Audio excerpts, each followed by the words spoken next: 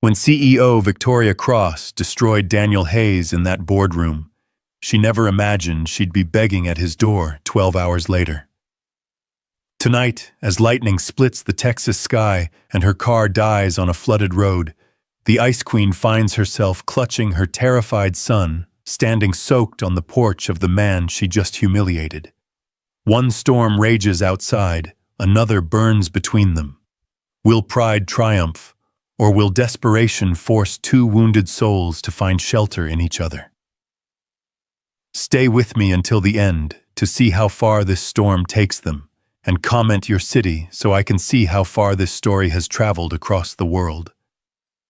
The boardroom at Innovatech felt like a gladiator's arena, all polished mahogany and floor-to-ceiling windows that showcased the sprawling Texas landscape. But Daniel Hayes wasn't admiring the view. He stood at the head of the conference table, his hands steady despite the tremor in his voice, as he presented what he believed could revolutionize their renewable energy division. The solar integration model I'm proposing could increase efficiency by 30% while reducing costs by... Mr. Hayes. The voice cut through his presentation like a blade through silk. Victoria Cross, newly appointed CEO of Innovatech, didn't even look up from her tablet as she spoke. Her fingers moved across the screen with mechanical precision, each tap somehow audible in the sudden silence. This is exactly the kind of outdated thinking that's been holding this company back. Daniel's mouth went dry. Around the table, 12 department heads shifted uncomfortably, their eyes darting between him and their new leader. Victoria finally raised her gaze, and Daniel felt the full force of those steel-gray eyes that had earned her the whispered nickname, Ice Queen, throughout the corporate world. You're suggesting we pour millions into technology that's already being outpaced by competitors? She continued, her voice devoid of warmth. It's quaint, really. Like proposing we invest in typewriters because they're reliable. Heat crept up Daniel's neck.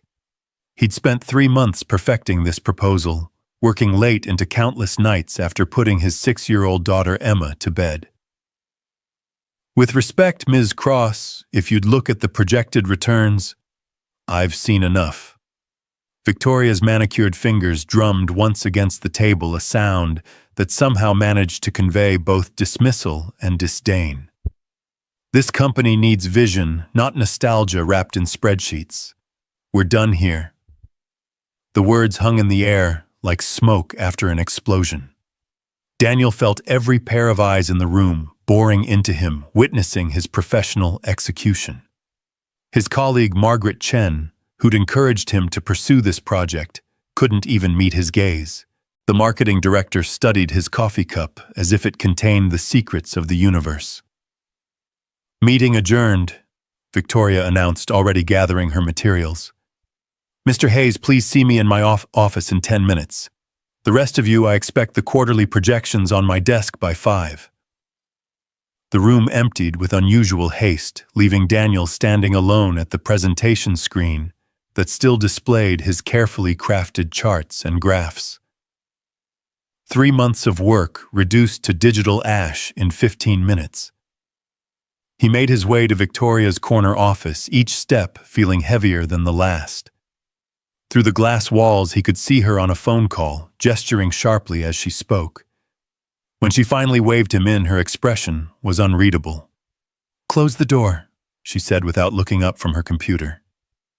Daniel complied, taking the chair across from her imposing desk. The office was immaculate. No family photos, no personal touches, just awards and degrees arranged with military precision. A crystal sculpture caught the afternoon light, casting fragmented rainbows across the white walls. "Mr. Hayes," Victoria began, finally giving him her full attention. "Your employment file makes for interesting reading. MIT graduate, top of your class. Impressive track record at your previous firm, which makes today's presentation all the more disappointing." "I believe in this project," Daniel said quietly. "The technology is sound, The market research supports.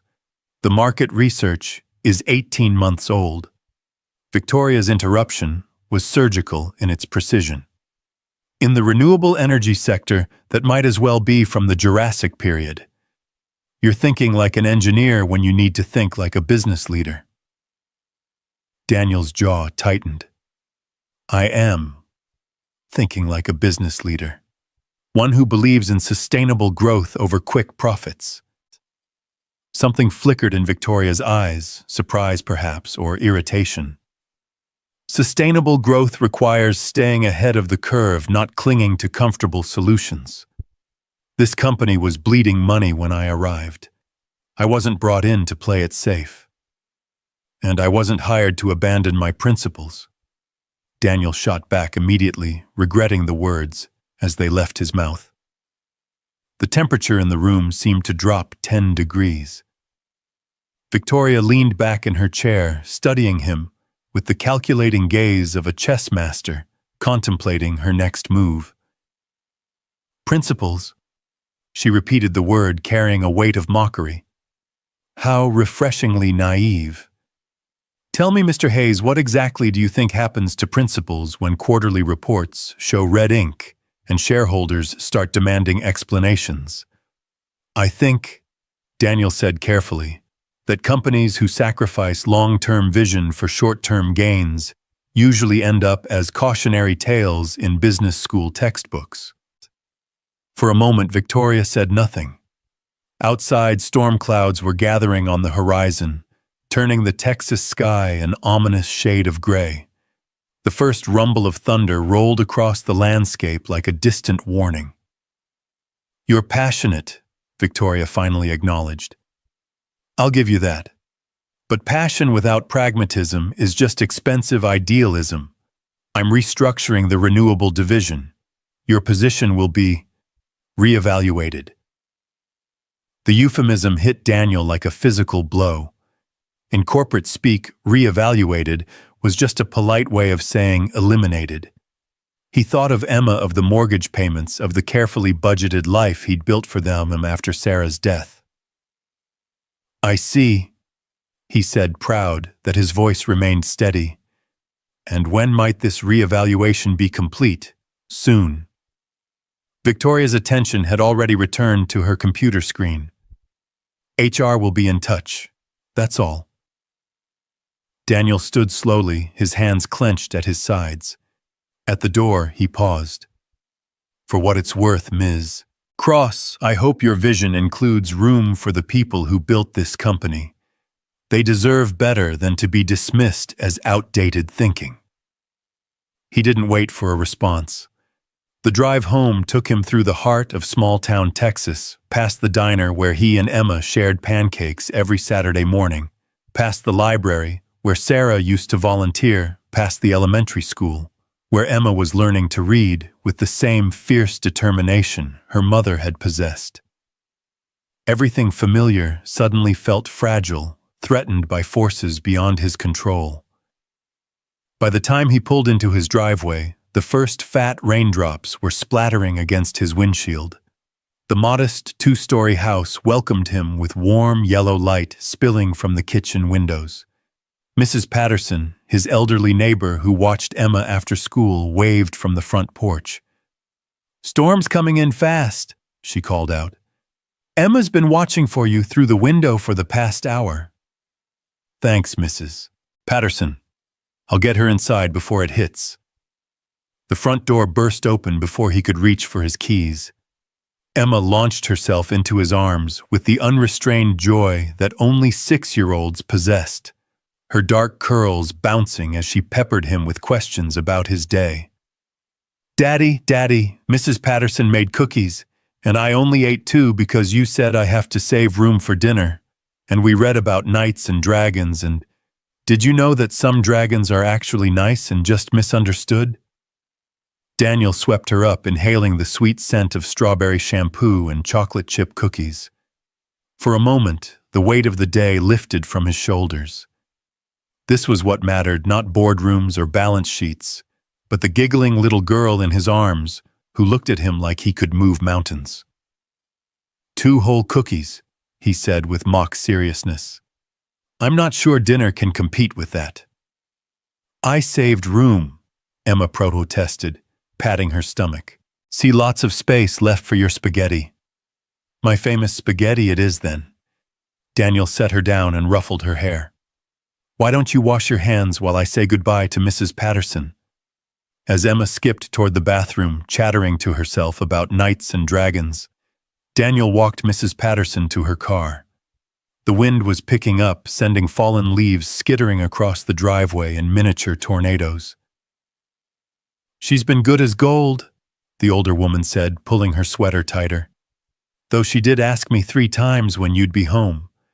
That little girl worries about her daddy. She's been through enough upheaval, Daniel replied quietly. I try to keep things predictable for her. Mrs. Patterson's weathered hand touched his arm gently. You're a good father, Daniel. Sarah would be proud of the man you've become.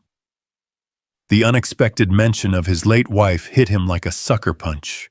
2 years had passed since the car accident that took Sarah from them, but grief still ambushed him at the most unexpected moments in the grocery store, when he spotted her favorite cereal at Emma's school plays, when he saw couples sharing the moment he experienced alone.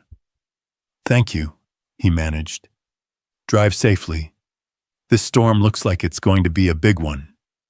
Inside, Emma was already setting the table with the mismatched plates and cups they'd accumulated over the years. She hummed while she worked the same off-key melody Sarah used to hum while cooking. The resemblance between mother and daughter was striking: the same dark eyes, the same stubborn chin, the same way of tilting her head when concentrating. Daddy, Emma said, as he started browning ground beef for the sauce. Why do some people think dragons are scary?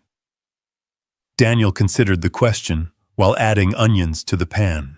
Emma's questions often contained layers he was still learning to navigate, simple on the surface, but touching on deeper fears and uncertainties.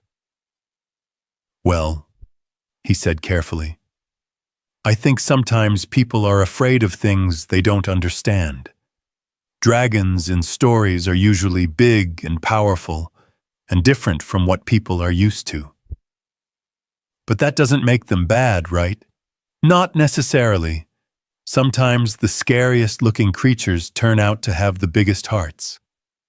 Emma nodded sagely, as if this confirmed something she'd already suspected. Like in the story Mrs. Patterson read today, the dragon just wanted friends, but everyone ran away because of how he looked. Thunder rumbled closer now, rattling the kitchen windows. Daniel glanced outside and saw the storm clouds massing like an advancing army, dark and heavy with the promise of violence. The Weather Service had issued warnings all afternoon: severe thunderstorms, possible tornadoes, flash flooding. Emma, sweetheart, I think we should eat in the living room tonight. We can build a blanket fort and pretend we're camping. Her face lit up. Really? Can we tell stories too? Absolutely. But first, help me gather some supplies. If the power goes out, I want us to be ready. They spent the next hour preparing for the storm, filling containers with water, checking the flashlights, gathering candles and matches. Emma treated it like an adventure, chattering excitedly about camping indoors, while Daniel tried to ignore the growing knot of anxiety in his stomach. The power died just as they finished their makeshift dinner. One moment the house hummed with electricity. The next they were plunged into darkness, broken only by the candles Daniel had strategically placed around the living room. Emma squealed with delight rather than fear. It's like a real castle, she exclaimed, crawling into the blanket fort Daniel had constructed, using couch cushions and dining room chairs. Tell me a story, Daddy. Tell me about the brave knight and the Ice Queen. Daniel settled beside her, pulling a throw blanket around their shoulders. Outside, the storm raged with increasing fury, wind howling like a living thing, rain drumming against the windows with machine gun intensity. But inside their little fortress, surrounded by flickering candlelight and his daughter's infectious enthusiasm, he felt a measure of peace. Once upon a time, he began, there was a kingdom where winter had lasted far too long. The crops wouldn't grow, the rivers had frozen solid, and the people were losing hope. They blamed the Ice Queen who ruled from her crystal palace, saying she had cursed the land with her cold heart. Was she really bad? Emma asked, snuggling closer. That's what everyone believed. But there was one brave knight who wondered if maybe, just maybe, the queen wasn't evil at all. Maybe she was just lonely. Her thunder crashed overhead with such violence that the house seemed to shake. Emma pressed against his side, no longer quite as excited about their indoor camping adventure. It's okay, sweetheart, Daniel murmured, tightening his arms around her. It's just noise. We're safe in here. What happened to the knight? Emma asked in a small voice.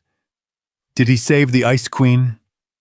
Daniel was about to continue the story when a sound cut through the storm, distinct from the thunder and rain. Someone was pounding on his front door. He froze, listening intently. The knocking came again, urgent and desperate. Daniel's mind raced through possibilities. Mrs. Patterson, no. She'd made it home safely before the worst of the storm hit. A neighbor in trouble.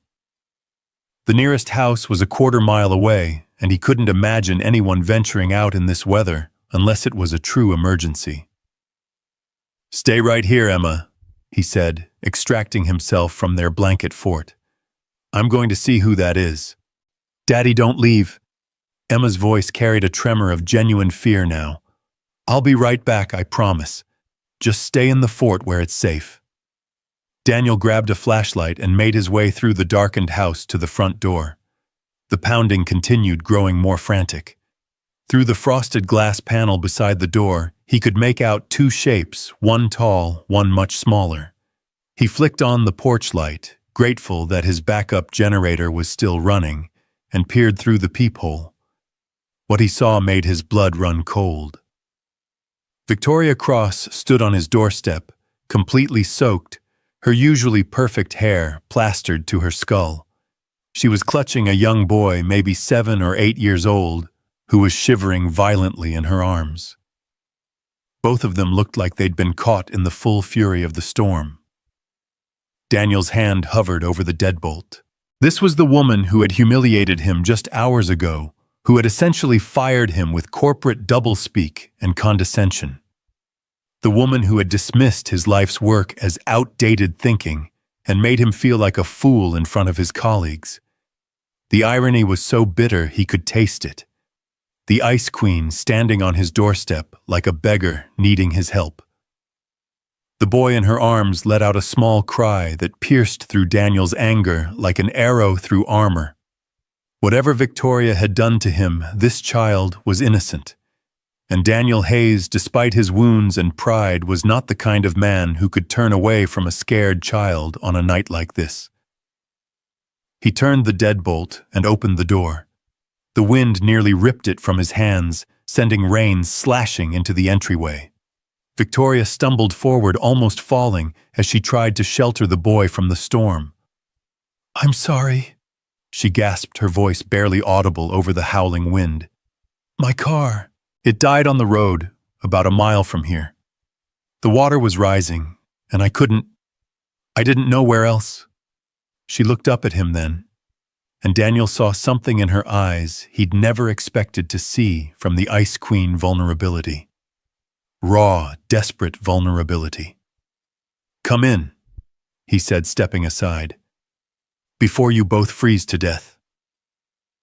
Victoria staggered through the doorway, still carrying the boy. Daniel slammed the door against the storm and turned to face his unexpected guests. In the warm glow of the hallway light, they looked even worse than he'd first thought. Victoria's expensive business suit was ruined, clinging to her like a second skin. Mascara had run in dark tracks down her cheeks, and her lips were tinged blue with cold. The boy her son Daniel realized was wearing a soccer uniform that offered no protection against the elements. "Thank you," Victoria whispered, setting the boy down on unsteady legs. "I know after today, you have every right to slam that door in my face." Daniel looked down at the child, who was staring up at him with wide, frightened eyes. The boy had Victoria's dark hair, but softer features, and something about his expression reminded Daniel achingly of Emma after Sarah's funeral lost, and trying so hard to be brave. "What's your name, buddy?" Daniel asked gently, crouching down to the boy's level. "Tyler," the child whispered, his teeth chattering. "Tyler Cross. Are you going to help us?" The simple question asked with such heartbreaking hope shattered the last of Daniel's resistance. He glanced up at Victoria, who was watching the exchange with something that might have been surprise. "Of course I'm going to help you," Daniel said firmly. "Let's get you both warmed up." He led them through the darkened house toward the living room where candlelight flickered invitingly, and the sound of Emma's humming drifted from the blanket fort. "Daddy?" Emma's voice called out uncertainly. "Who was at the door?" "We have some visitors, sweetheart," Daniel replied. "They got caught in the storm." Emma poked her head out of the fort, her eyes growing wide as she took in the bedraggled figures following her father. If she recognized Victoria from the drawing she'd made after visiting Daniel's office, the one where she'd labeled the stern-looking woman Ice Queen, based on office gossip she'd overheard, she gave no sign. "Hi," Emma said shyly, focusing on Tyler. "I'm Emma. Are you okay?" Tyler nodded mutely, still shivering despite being out of the storm. Emma, with the uncomplicated compassion of childhood, crawled out of the fort and approached the soaked boy. "You're really wet," she observed matter-of-factly. "My daddy has extra clothes, and we have hot chocolate." "Emma's right," Daniel said, already moving toward the linen closet. "Let me get you both some dry clothes and blankets. Tyler, you look about Emma's size. We might have something that fits." As he gathered towels and searched through Emma's outgrown clothes for something that might work for Tyler, Daniel's mind raced. How had Victoria's car ended up stranded near his house? The main road was miles away, and his street was a dead end that led nowhere. She would have had to deliberately turn down his road, but why? He returned to the living room with an armload of supplies to find Emma showing Tyler her collection of books, while Victoria stood awkwardly by the fireplace, dripping onto the hardwood floor. In the candlelight, stripped of her corporate armor and usual commanding presence, she looked smaller somehow, more human. "Here," Daniel said, handing Victoria a stack of towels and his largest sweater. "The bathroom is down the hall, second door on the right. Tyler, Emma can show you where you can change into these dry clothes." "I can take the couch if you have extra blankets," Victoria said quietly. "I don't want to impose more than necessary." "Mom," Tyler spoke up for the first time since introducing himself. "I'm scared. The thunder is really loud." Something passed across Victoria's face, a flicker of pain so quick Daniel almost missed it. She knelt beside her son, her wet hair falling forward as she touched his cheek gently. "I know, sweetheart. But we're safe now. This nice man is going to let us stay until the storm passes." "Can I stay with Emma?" Tyler asked, looking hopefully at the little girl who was already treating him like a long-lost friend. "If that's okay with Emma and her daddy," Victoria replied, glancing at Daniel uncertainly. "Of course," Emma piped up. "We can share the fort. It's really cozy, and there's room for 2, maybe even 3 if we squeeze." As the children chattered excitedly about their impromptu sleepover, Daniel caught Victoria's eye. The gratitude in her expression was unmistakable, but there was something else too, a wariness that suggested she wasn't used to accepting help from anyone. "Go get changed," he said gently. "We'll figure out sleeping arrangements after you're both warm and dry." Victoria nodded and disappeared down the hallway, leaving Daniel alone with the two children. Emma was already showing Tyler her favorite picture book, explaining the story with animated gestures while Tyler listened with rapt attention. The easy way they'd connected reminded Daniel that children had a gift for seeing past the complications that tangled adult lives. When Victoria returned 20 minutes later, she was transformed. Daniel's oversized sweater hung loose on her frame, and she'd borrowed a pair of Emma's cartoon print pajama pants that were hilariously too short, but at least dry. Her hair was towel-dried and fell in soft waves around her shoulders, and without makeup she looked younger, less like the intimidating CEO and more like a tired single mother. "Thank you," she said, settling carefully on the edge of the couch. "For the clothes, for letting us in, for everything. I know I don't deserve your kindness after today." Daniel was quiet for a moment, watching Tyler and Emma giggle over something in one of the books. "You have a son," he said finally. "I didn't know. I don't advertise my personal life at work." Victoria's voice carried a defensive edge, but it softened as she watched Tyler. "It's just the two of us. His father—" She trailed off, shaking her head. "That's not important right now." Another crash of thunder shook the house, and Tyler instinctively moved closer to Emma, who patted his arm reassuringly. "My daddy says thunder is just the sky being grumpy," Emma announced with 6-year-old authority. "It sounds scary, but it can't hurt us when we're inside."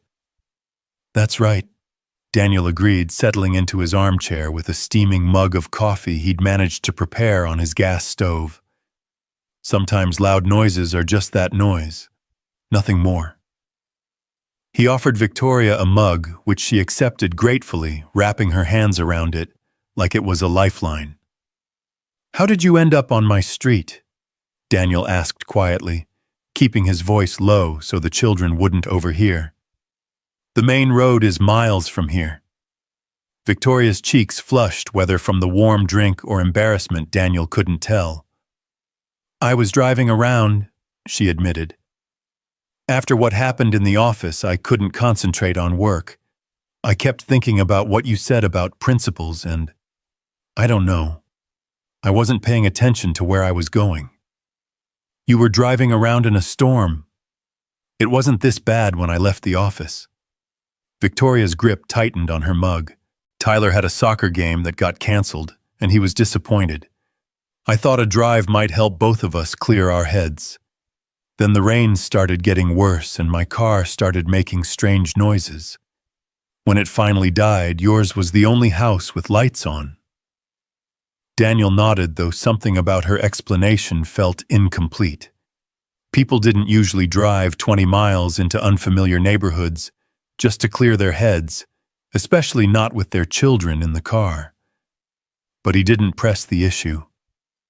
"Well," he said instead, "you're both safe now. That's what matters."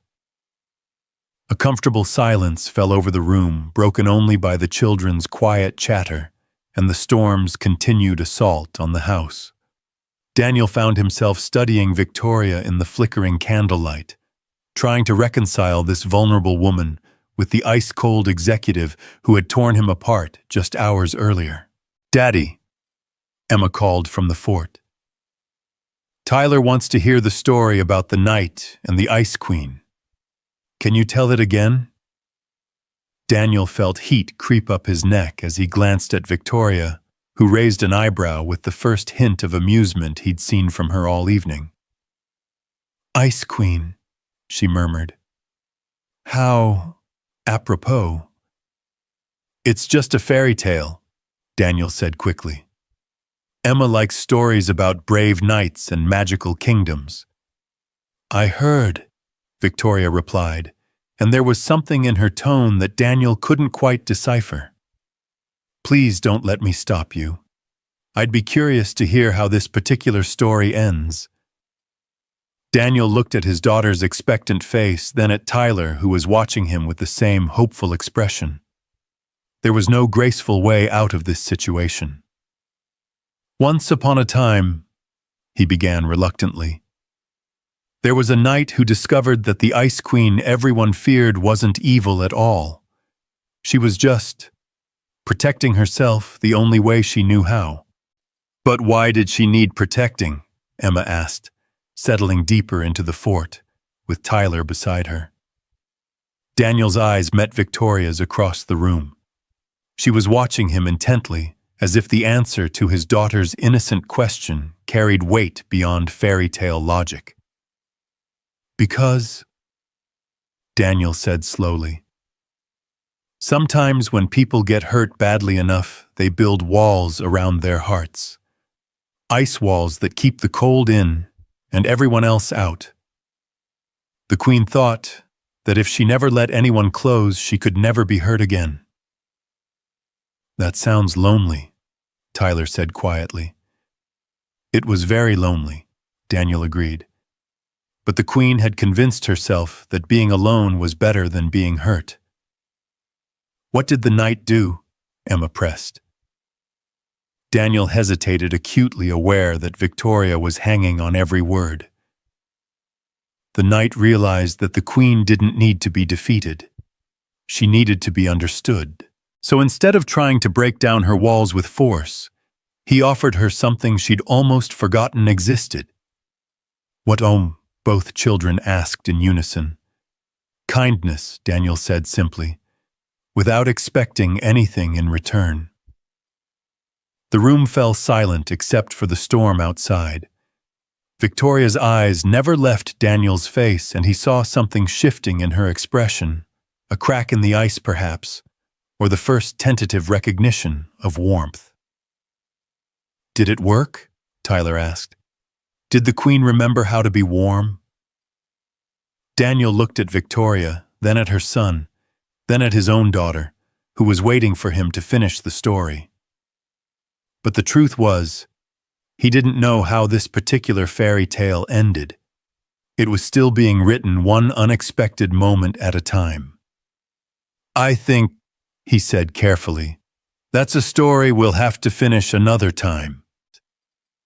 Thunder rolled overhead once more, but somehow it sounded less threatening, more like a distant drum roll announcing the beginning of something new rather than the end of something old.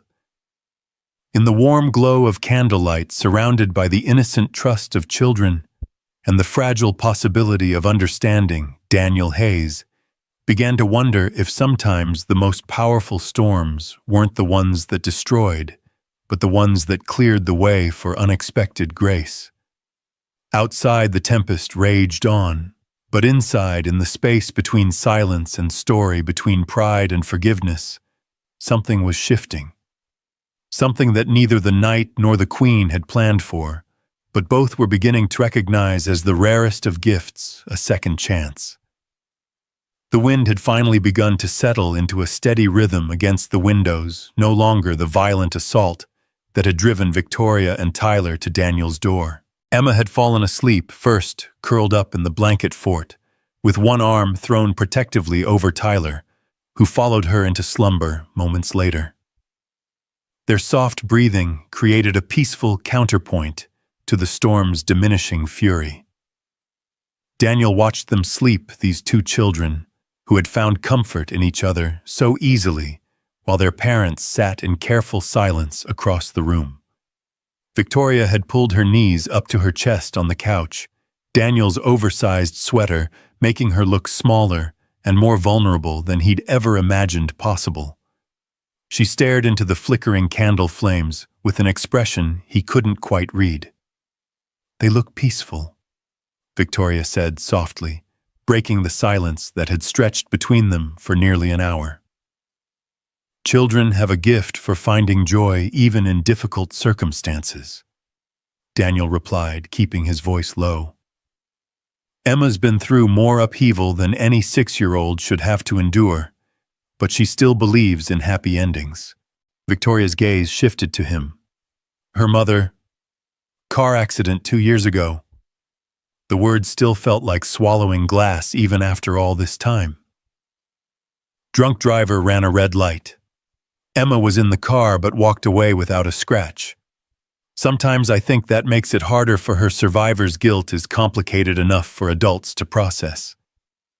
I'm sorry, Victoria said, and something in her tone suggested she understood loss in ways that went beyond polite sympathy. That must have been devastating. Daniel nodded, his throat tight.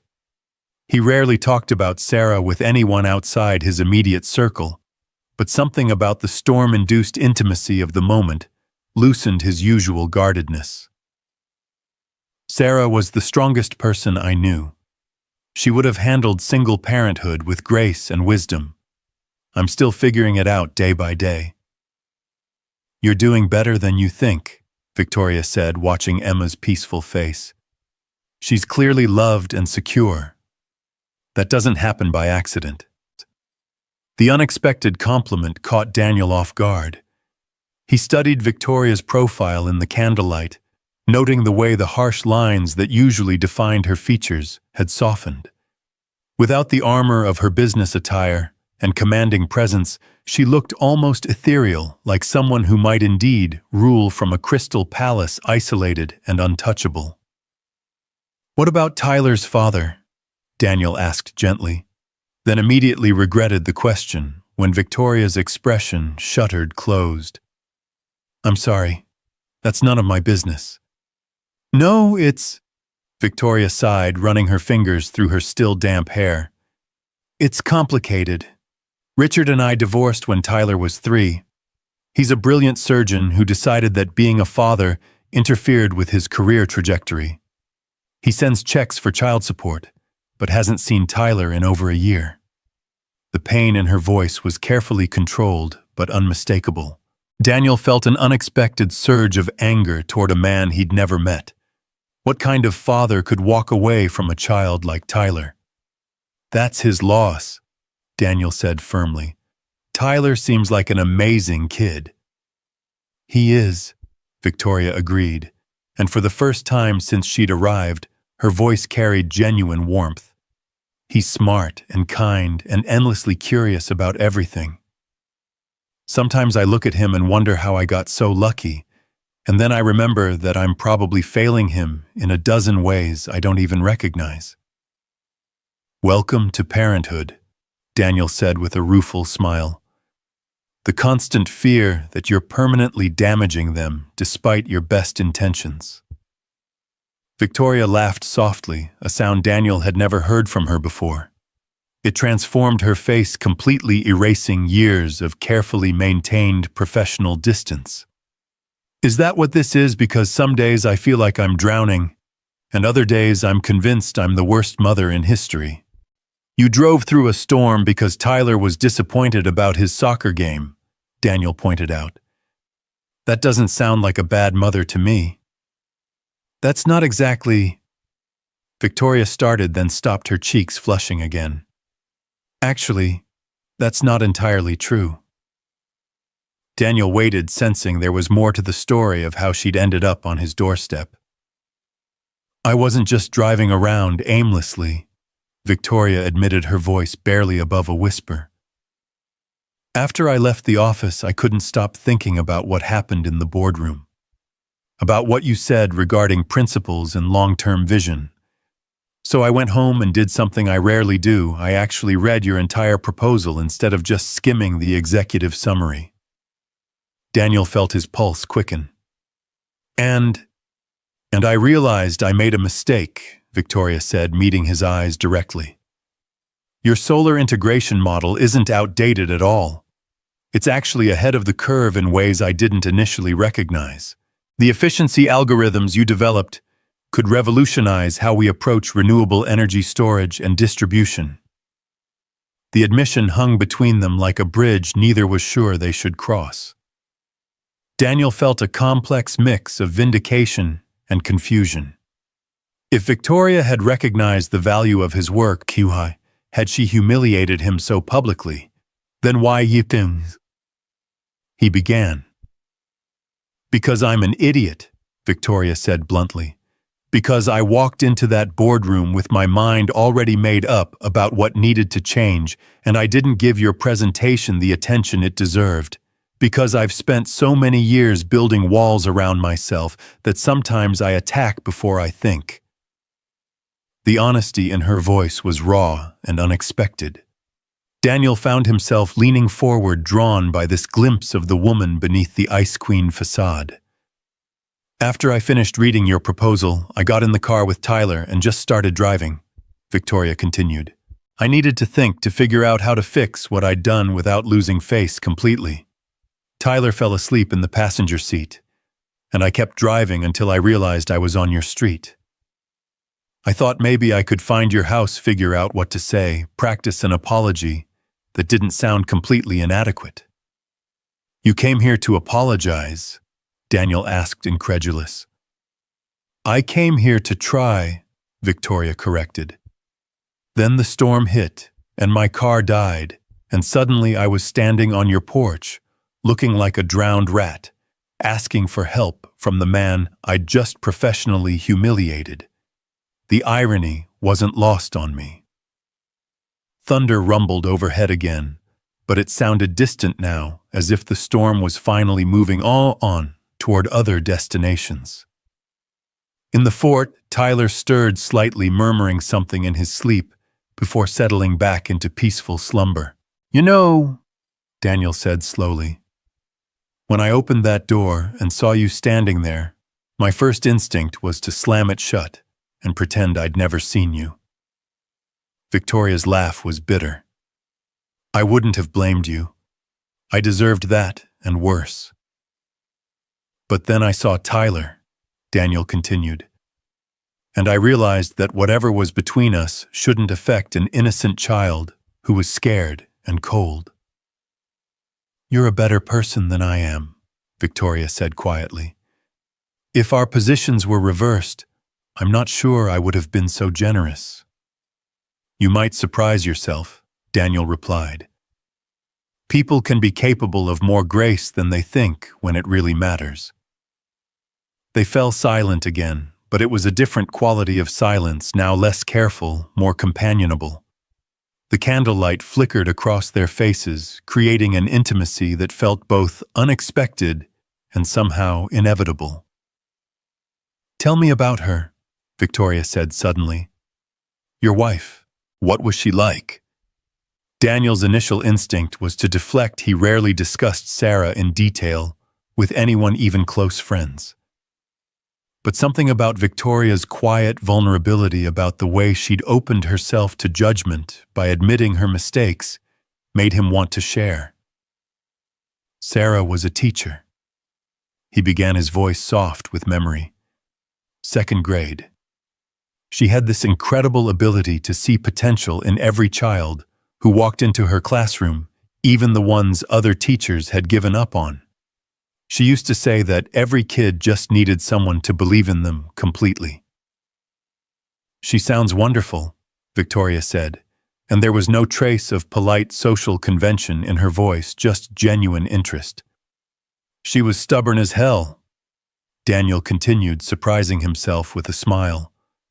"Once she made up her mind about something, there was no changing it. She decided she was going to marry me on our second date, and I didn't stand a chance." "How did you meet?" "Community center fundraiser. I was there representing my company, wearing a suit I couldn't afford, and trying to network with people way above my pay grade. Sarah was running the children's activity table, covered in finger paint and glue, telling stories to a group of kids who were hanging on her every word." Daniel's voice grew warm with the memory. "She looked up and caught me staring, and instead of being embarrassed, she walked right over and asked if I wanted to help with arts and crafts. I spent the entire evening making construction paper flowers with 6-year-olds and listening to Sarah explain why every child's artwork was absolutely perfect." "That's beautiful," Victoria said softly. "She would have liked you, I think," Daniel said, then immediately wondered why he'd shared that thought. Victoria looked startled. "I doubt that. I'm not exactly known for my warmth with children." "But you are warm with Tyler," Daniel observed. I've watched you with him tonight. You might hide it well, but there's nothing cold about the way you love your son.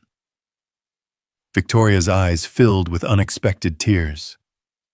I try so hard to give him everything he needs, but I'm afraid I'm failing him. I work too much. I'm not patient enough. I don't know how to do the fun parent things that come naturally to other mothers. You brought him to my house because he was disappointed about a canceled soccer game, Daniel reminded her gently. You drove through a storm because you thought it might help him feel better. That's not failing, that's love.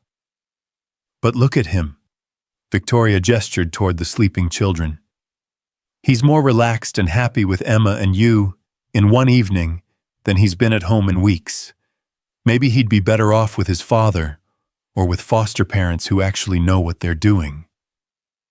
The pain in her voice was so acute that Daniel found himself moving to the couch before he'd consciously decided to do so. He sat beside her, careful to maintain some distance, but close enough that she could feel his presence. Victoria, he said firmly.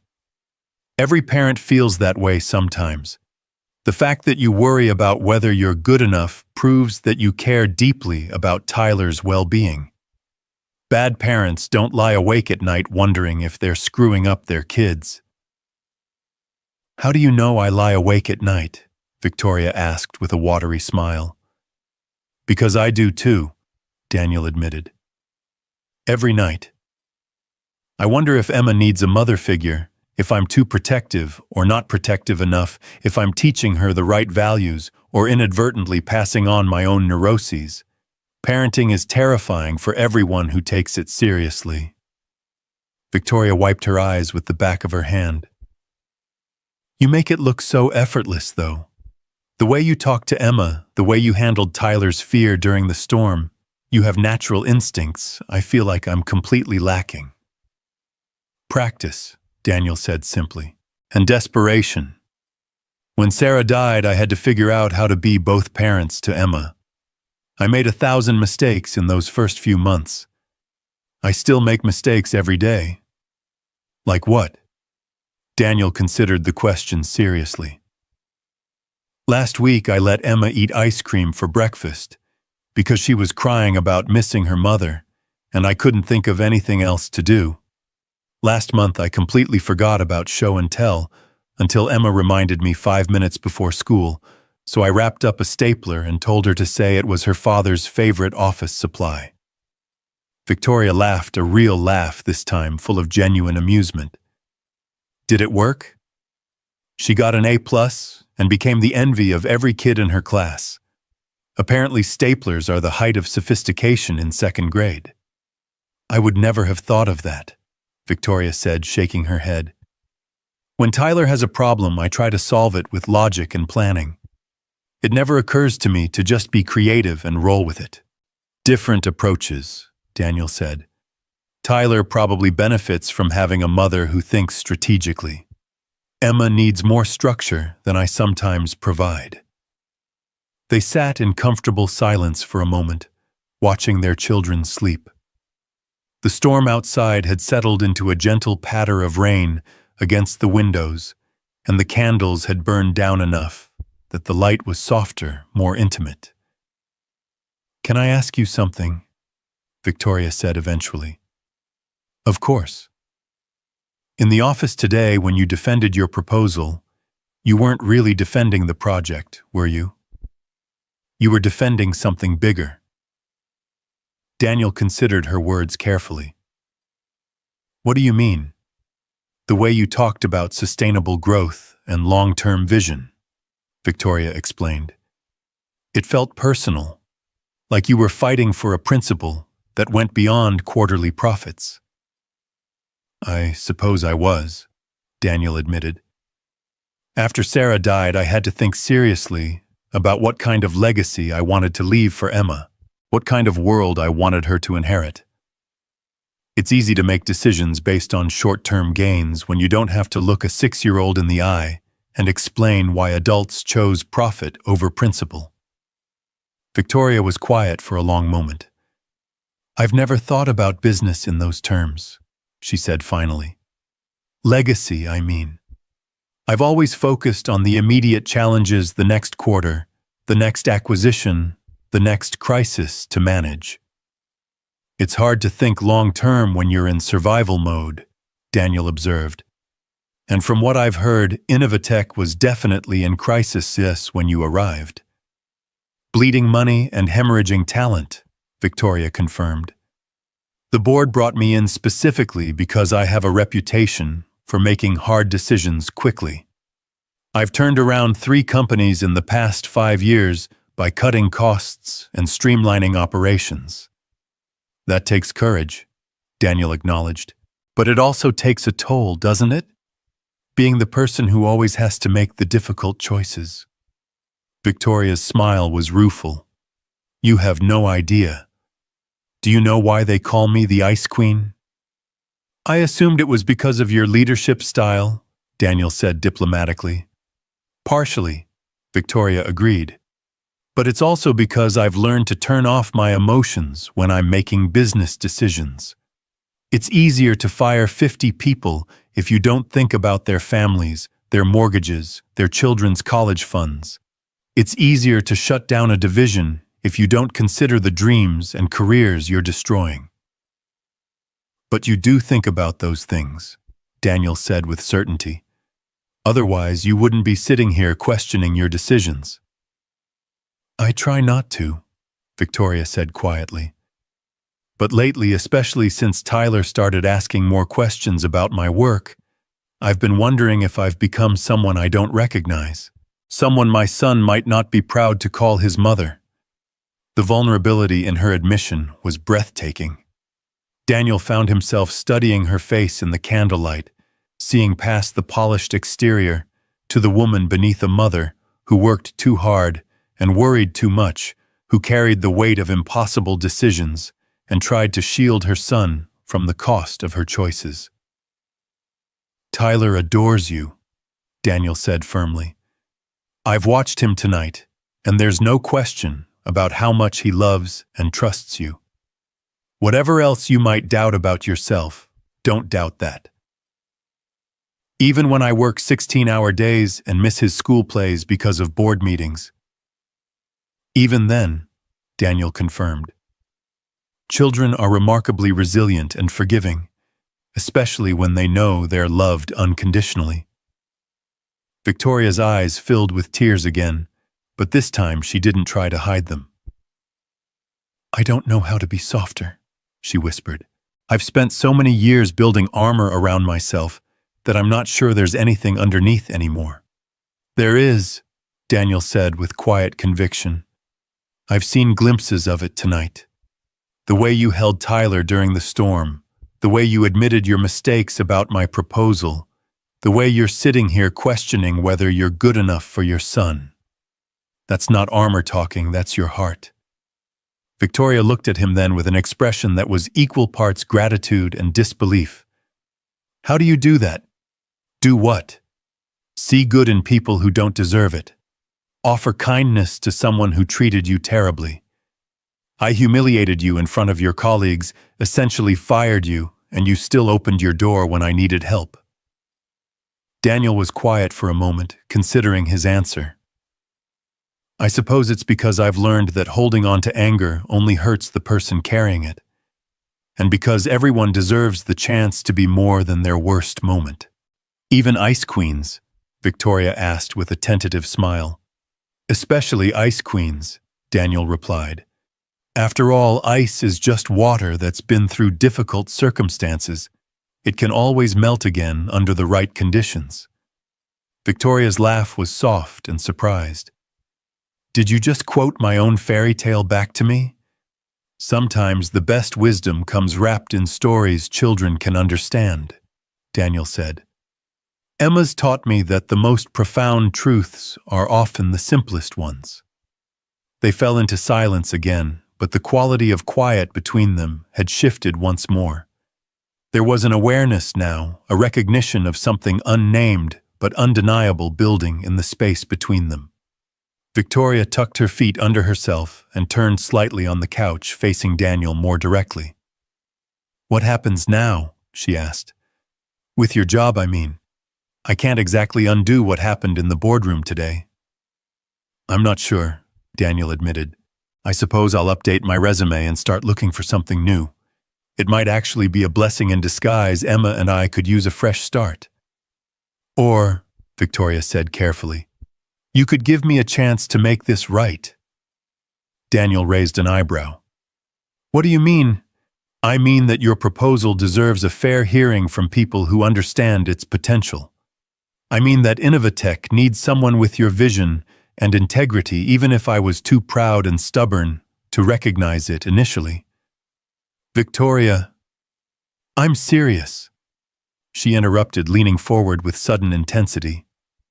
"What if we could restructure the renewable energy division around your solar integration model? What if, instead of being just another engineer on the team, you led the entire project from conception to implementation?" Daniel felt his pulse quicken despite himself. The possibility she was describing was everything he'd dreamed of professionally, the chance to see his vision become reality, to make a meaningful impact on sustainable energy development. "That's a generous offer," he said slowly, "but I'm not sure it would work. After what happened today, how could I possibly have credibility with the team?"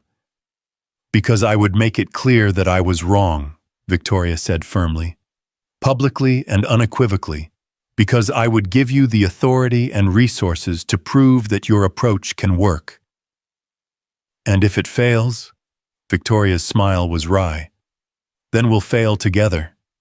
But I don't think it will fail, Daniel. I think it might be exactly what Innovatech needs to become the company it should be, instead of just the company it's always been." The offer hung between them, tempting and terrifying in equal measure. Daniel thought about Emma, about the stability they'd found in their quiet life, about the risk of tying their future to a woman who'd already shown she could be ruthless when circumstances demanded it. But he also thought about the possibility of meaningful work, of building something that could make a real difference in the world. He thought about Tyler's innocent question, "Are you going to help us?" and wondered if helping Victoria find her way back to warmth might be part of his own journey toward healing. "I'll need guarantees," he said finally. "About authority, about budget, about the freedom to implement my vision without interference." "Whatever you need," Victoria agreed immediately. "And I'll need your word that Tyler and Emma's friendship won't be affected if things don't work out between us professionally." Victoria's expression softened. "You have it. They've found something special tonight, haven't they?" Daniel glanced toward the fort, where the two children slept peacefully, Emma's arm still draped protectively over Tyler. "They have. I'd hate for adult complications to interfere with that." "So would I," Victoria agreed. "Tyler hasn't connected with another child this easily since the divorce. Whatever else happens, I want him to keep this friendship." The rain had almost stopped, now reduced to occasional drops against the windows. Dawn was still hours away, but Daniel could sense the storm's grip on the night beginning to loosen. Soon, Victoria and Tyler would need to make arrangements for getting home, and this strange interlude of intimacy and revelation would end. "There's something else," Victoria said quietly, interrupting his thoughts. "What's that?" "I need you to know that offering you this position isn't guilt or charity. It's not me trying to buy forgiveness for my behavior today." Daniel met her eyes directly. "Then what is it?" Victoria was quiet for a long moment, as if choosing her words carefully. "It's me recognizing that I need someone like you in my life. Professionally, yes, but also personally. Someone who sees potential for warmth, even in ice queens. Someone who believes in principles and long-term vision and the possibility that people can change." The admission was so honest, so quietly vulnerable, that Daniel felt something shift in his chest, a loosening of defenses he'd maintained since Sarah's death, a recognition that healing sometimes came from the most unexpected sources. "Victoria," he said softly. "I know it's complicated," she continued quickly. "I know I have no right to ask for anything beyond professional redemption. But Tyler was happier tonight than I've seen him in months, and I felt more like myself than I have in years. If there's any possibility that this could work—" "It could work," Daniel interrupted gently. "It's terrifying, and probably inadvisable, and definitely complicated, but it could work." Victoria's smile was radiant, transforming her face completely. In that moment, Daniel could see exactly what she might have looked like before life taught her to build walls around her heart, young and hopeful and absolutely luminous. "Really?" she asked, and there was something almost childlike in her wonder. "Really," Daniel confirmed. "Though we should probably take things slowly. Figure out the professional relationship first, then see what develops naturally." "Slowly," Victoria agreed, though her eyes were sparkling with something that looked very much like anticipation. "I can do slowly." From the fort came a small sound, Tyler stirring in his sleep, reaching out instinctively for comfort. Emma, still fast asleep, seemed to sense his movement, and shifted closer, her protective embrace tightening slightly. Both children settled back into peaceful slumber, their unconscious trust in each other, a testament to the connections that could form when hearts remained open. Daniel watched them sleep and thought about storms and fairy tales, about ice queens and brave knights, about the unexpected grace that could emerge from the most unlikely circumstances. Outside, the first pale hints of dawn were beginning to touch the horizon, promising clear skies and new beginnings. The morning light filtering through the windows found them both asleep on opposite ends of the couch, Victoria curled beneath one of Daniel's spare blankets, while he dozed in his armchair, with his head tilted back, at what would surely prove to be an uncomfortable angle. The candles had burned down to waxy pools during the night, and the house held the peaceful quiet that followed storms, a stillness that spoke of survival and unexpected shelter. Emma woke first, as she always did, emerging from the blanket fort like a small, disheveled explorer. She paused when she saw the sleeping adults, her 6-year-old mind processing the unusual scene with the adaptability that children possessed in abundance. Tyler stirred at her movement, blinking confused eyes as he remembered where he was. "Is it morning?" he whispered, his voice still thick with sleep. "Uh-huh," Emma whispered back, crawling out of the fort completely. "The storm stopped. Want to see outside?" They tiptoed to the living room window, careful not to wake the grown-ups, and peered out at a world transformed. The violence of the previous night had given way to crystalline clarity, puddles reflecting the pale sky like scattered mirrors, tree branches heavy with droplets that caught the early light like tiny prisms. The air looked washed clean, as if the storm had scrubbed away not just the dust and debris, but some invisible weight that had been pressing down on everything. "It's pretty." Tyler observed his breath fogging the glass slightly. "Daddy says storms make everything new," Emma replied with the authority of someone passing along received wisdom. "Like the world gets a bath." Their quiet conversation gradually penetrated Daniel's consciousness, drawing him from the uncomfortable doze he'd fallen into sometime before dawn. His neck ached terribly, and his back protested the night spent in the armchair. But when he opened his eyes and saw the two children standing together at the window, their silhouettes backlit by the morning sun, he felt a warmth that had nothing to do with physical comfort. Victoria woke more slowly, consciousness returning in gradual waves as she became aware of unfamiliar surroundings. For a moment, panic fluttered in her chest. Where was Tyler? What had happened? Then memory flooded back the storm, the car breaking down Daniel's unexpected kindness, the long conversation that had stretched deep into the night. She sat up carefully, running her fingers through her tangled hair, acutely aware that she probably looked like she'd been through a natural disaster.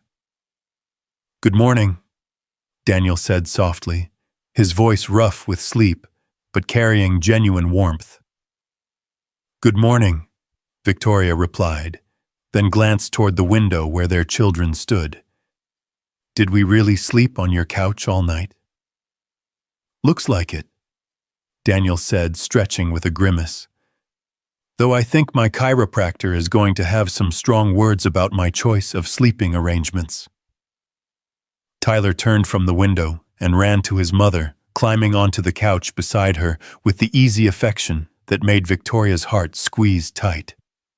"Mommy, look how pretty it is outside. Emma says storms make everything clean." "Emma's very wise," Victoria said, smoothing Tyler's sleep-rumpled hair. Her eyes met Daniel's over their children's heads, and she felt that same flutter of connection that had surprised her the night before. In the morning light, with her defenses down, and her usual armor nowhere to be found, she felt exposed in ways that were both terrifying and oddly liberating. "Are you hungry?" Emma asked Tyler with the directness that children employed when getting to the important matters. "Daddy makes really good pancakes, like the best pancakes in the whole world." "I don't know about the whole world," Daniel protested with a smile, "but they're definitely edible." "Can we, Mom?" Tyler asked, bouncing slightly on the couch cushions. "Can we have pancakes with Emma and Mr. Hayes?" Victoria hesitated, suddenly aware of how this might look, the CEO of Innovatech having breakfast with an employee she'd essentially fired the day before, the both of them, wearing borrowed clothes and looking like they'd weathered more than just a storm.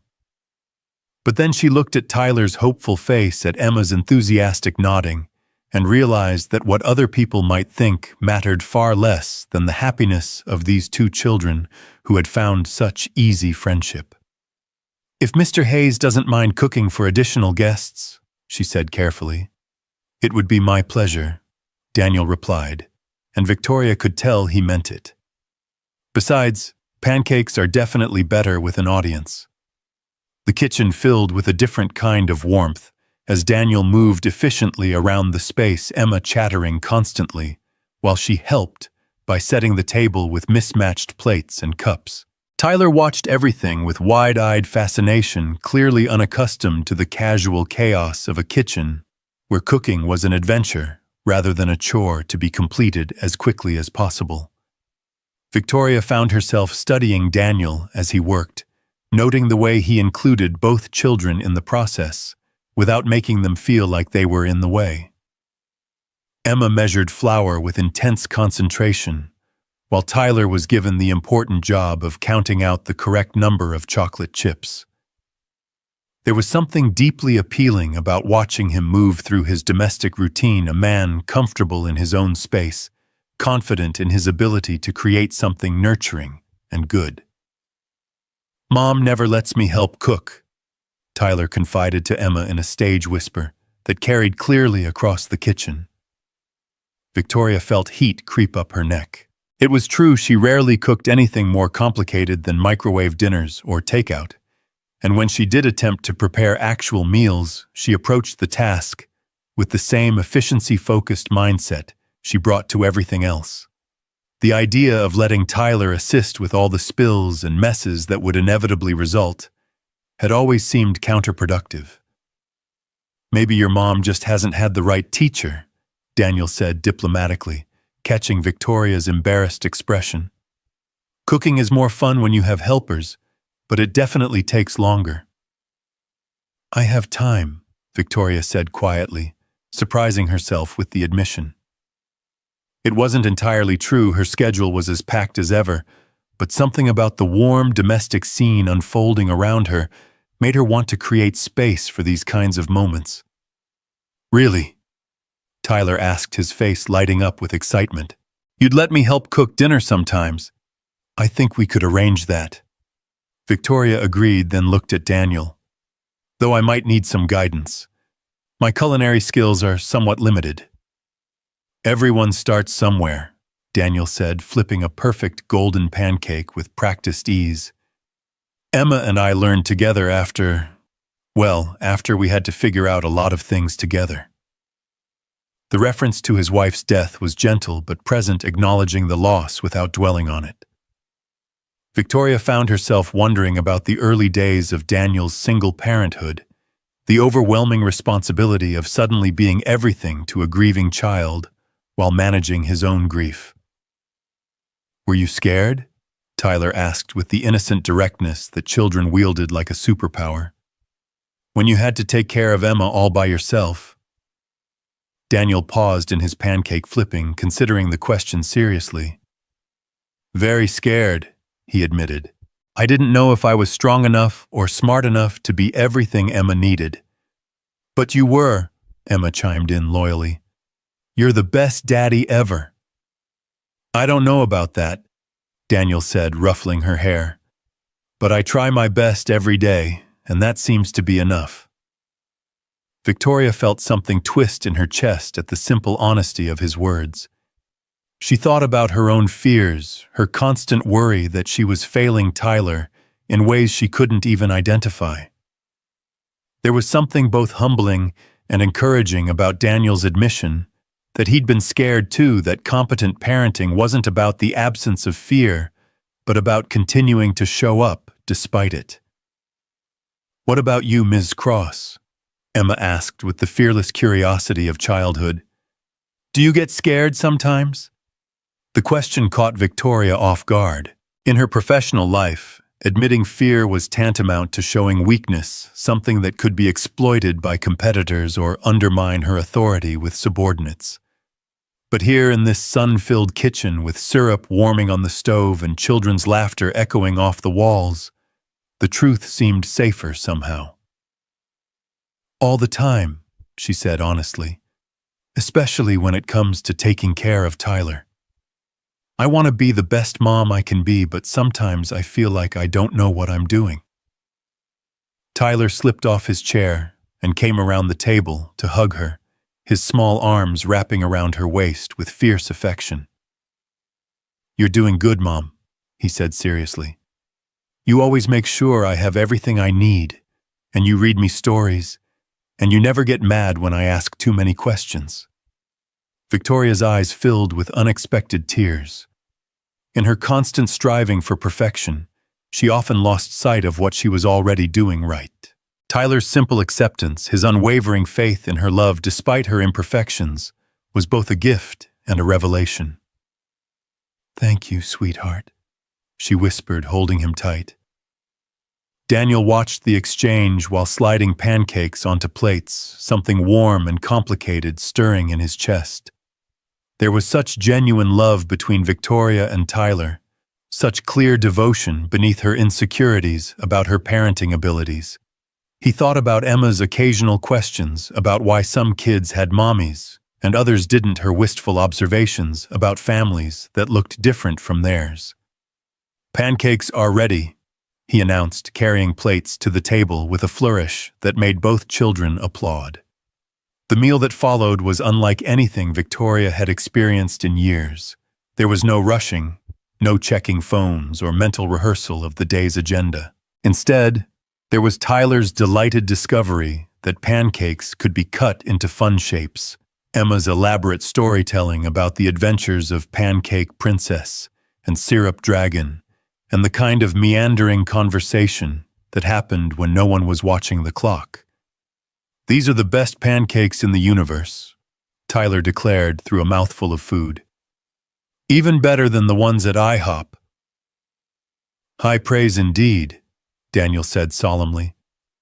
IHOP sets quite a standard. Can you teach me how to make them?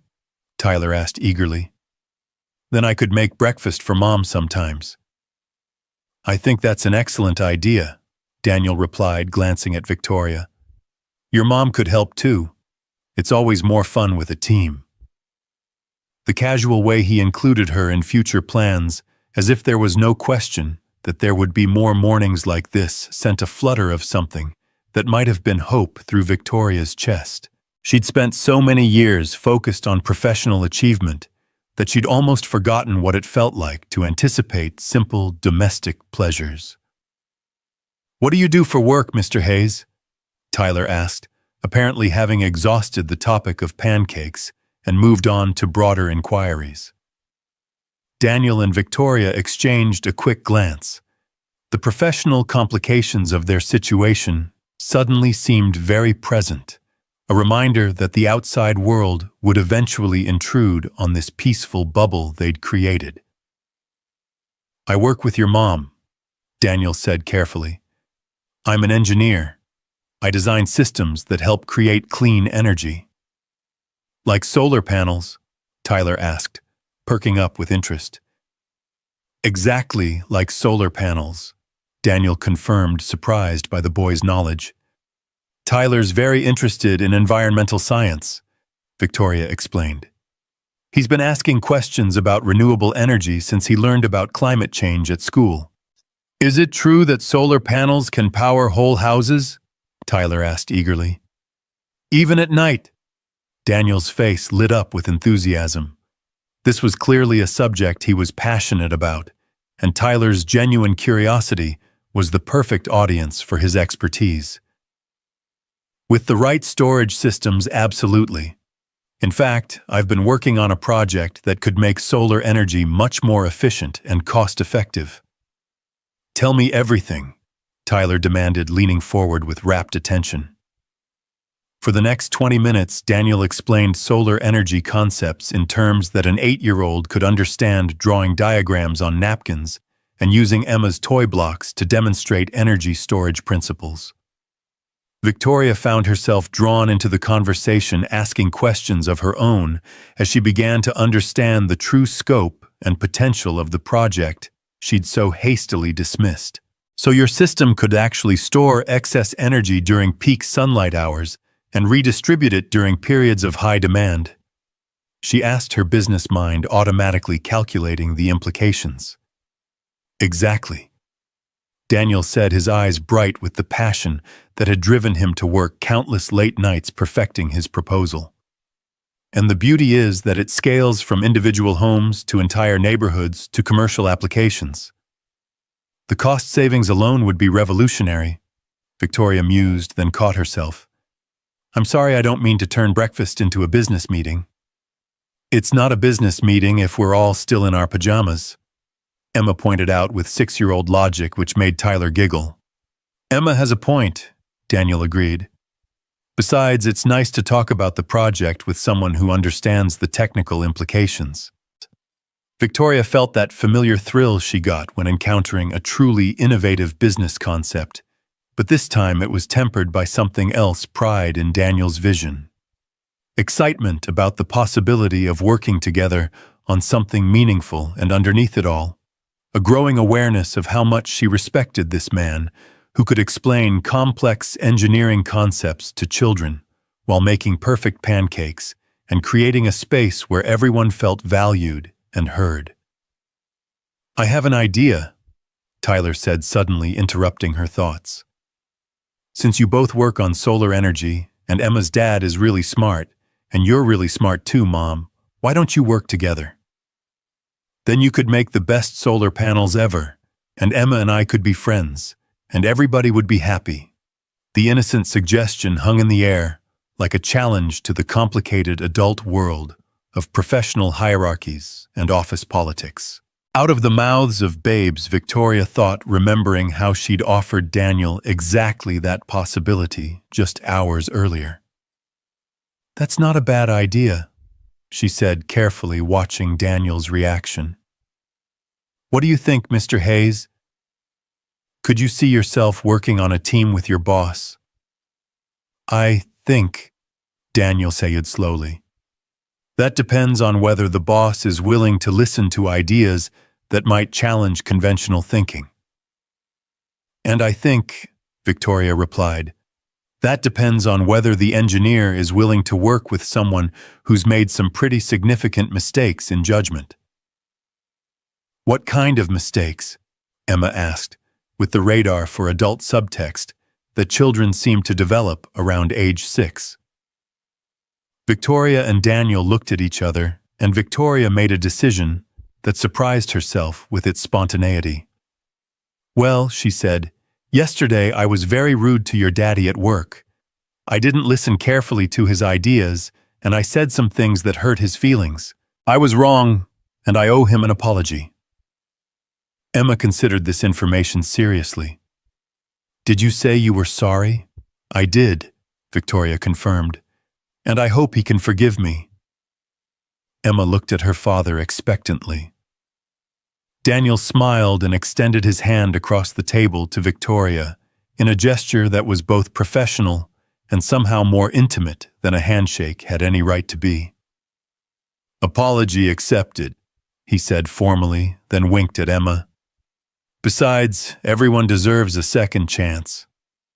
Especially if they make really good pancakes," Tyler added, which dissolved any remaining tension in laughter. The morning continued with the kind of easy flow that Victoria hadn't experienced since before her divorce, maybe since before Tyler was born, when life had been less complicated and she'd been less guarded. The children played together while the adults cleaned up the kitchen, working around each other with surprising coordination considering they'd known each other for less than 24 hours. "Your phone has been buzzing," Daniel observed, nodding toward Victoria's purse, where her cell phone was indeed vibrating with increasing urgency. Victoria sighed, reality beginning to intrude on their peaceful bubble. "I should probably check that. The office doesn't usually wait for convenient times to have crises." She retrieved her phone to find 17 missed calls, 32 text messages, and an inbox full of emails marked urgent. Her assistant Margaret had apparently been trying to reach her since 6 a.m. about a presentation that had been moved up, a client meeting that needed rescheduling, and a board member who was demanding immediate answers about the renewable energy division restructuring. "Everything okay?" Daniel asked, noting her expression. "Just the usual chaos," Victoria said, scrolling through messages with growing stress.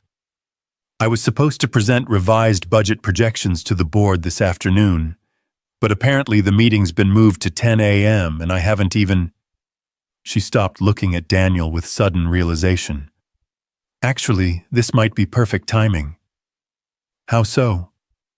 "The board wants to know what I'm planning to do with the renewable energy division. Specifically, they want to know how I'm going to turn it into a profit center instead of a resource drain." Daniel's expression grew wary. And I think I'm going to tell them that I've found exactly the right person to lead a revolutionary new initiative that could position Innovatech as the industry leader in residential solar integration." "Victoria," Daniel said carefully, "we talked about this last night, but in the light of day, are you sure you want to stake your professional reputation on defending the project you publicly rejected yesterday?" Victoria was quiet for a moment, watching Tyler help Emma build an elaborate castle out of couch cushions. Both children were completely absorbed in their collaborative creation, negotiating architectural details with the seriousness of actual engineers.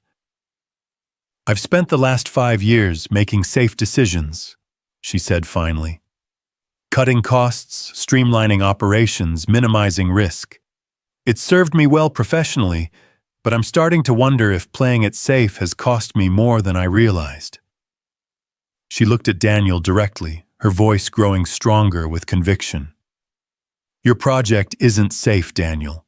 It's ambitious and innovative and exactly the kind of long-term investment that could transform the company. But more than that, it's right. It's the kind of work that makes a real difference in the world.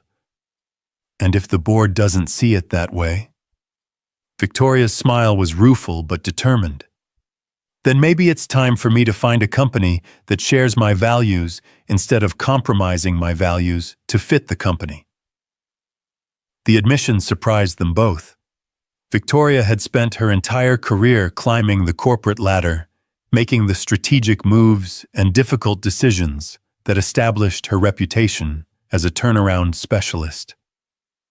The idea of prioritizing principle over professional advancement was so foreign to her usual mindset that saying it aloud felt like stepping off a cliff. "You'd really do that?" Daniel asked.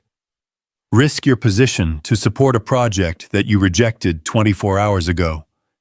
"I'd do it to support the right project," Victoria corrected, "and the right person to lead it." The conversation was interrupted by Tyler's excited voice calling from the living room. "Mom! Emma! Come see what we built."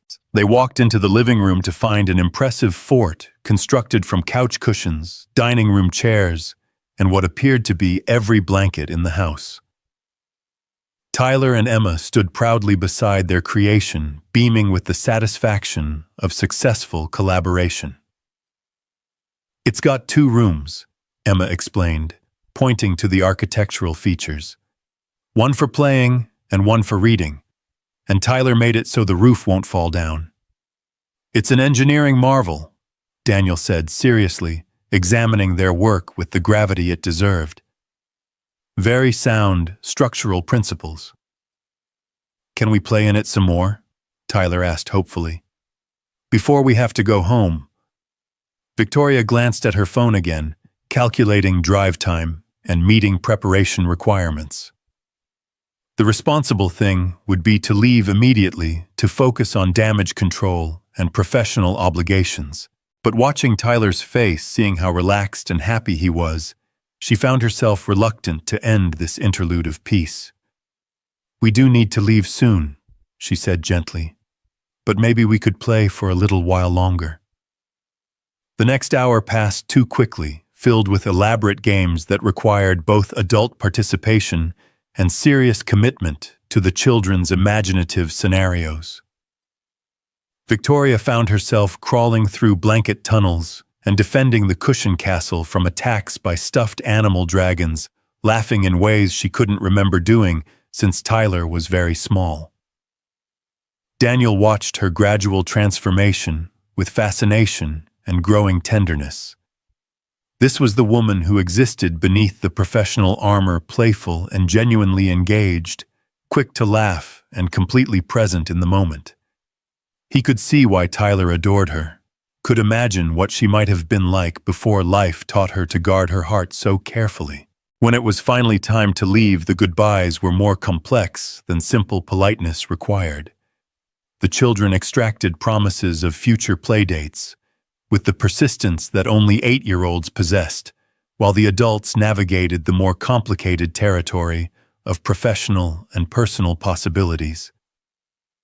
"I'll call you later today," Victoria said, as Daniel walked them to the car that Margaret had arranged to pick them up. "About the board meeting and about the project leadership position we discussed."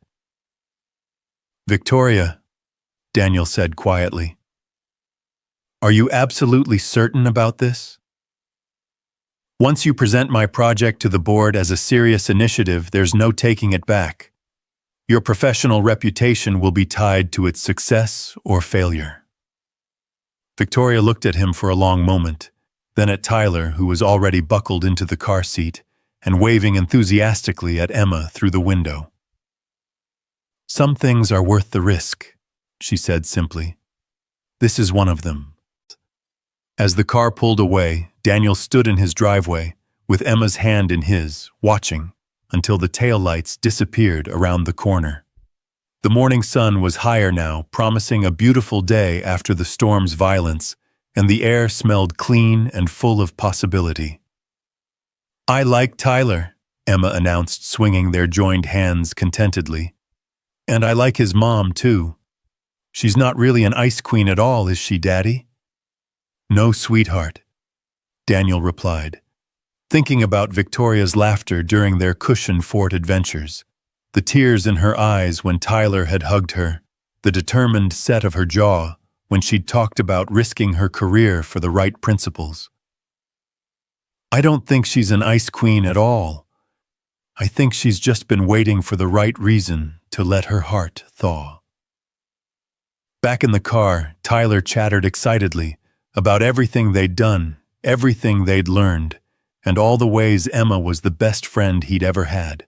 Victoria listened with half her attention, while the other half focused on the meeting ahead, on the arguments she would need to make, on the professional risk she was about to take. But underneath the familiar anxiety about board presentations and corporate politics, she felt something she hadn't experienced in years, a sense of rightness about her choices, a conviction that she was finally moving in a direction that aligned with her deepest values rather than just her professional ambitions. "Mom," Tyler said suddenly, his chatter pausing, "are we going to see Emma and Mr. Hayes again soon?" "I hope so, sweetheart," Victoria replied, meaning it more than she'd meant anything in a long time.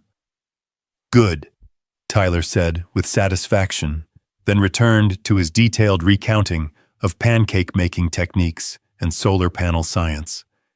Victoria smiled and let her son's happiness wash over her as the familiar landscape of their normal life came into view.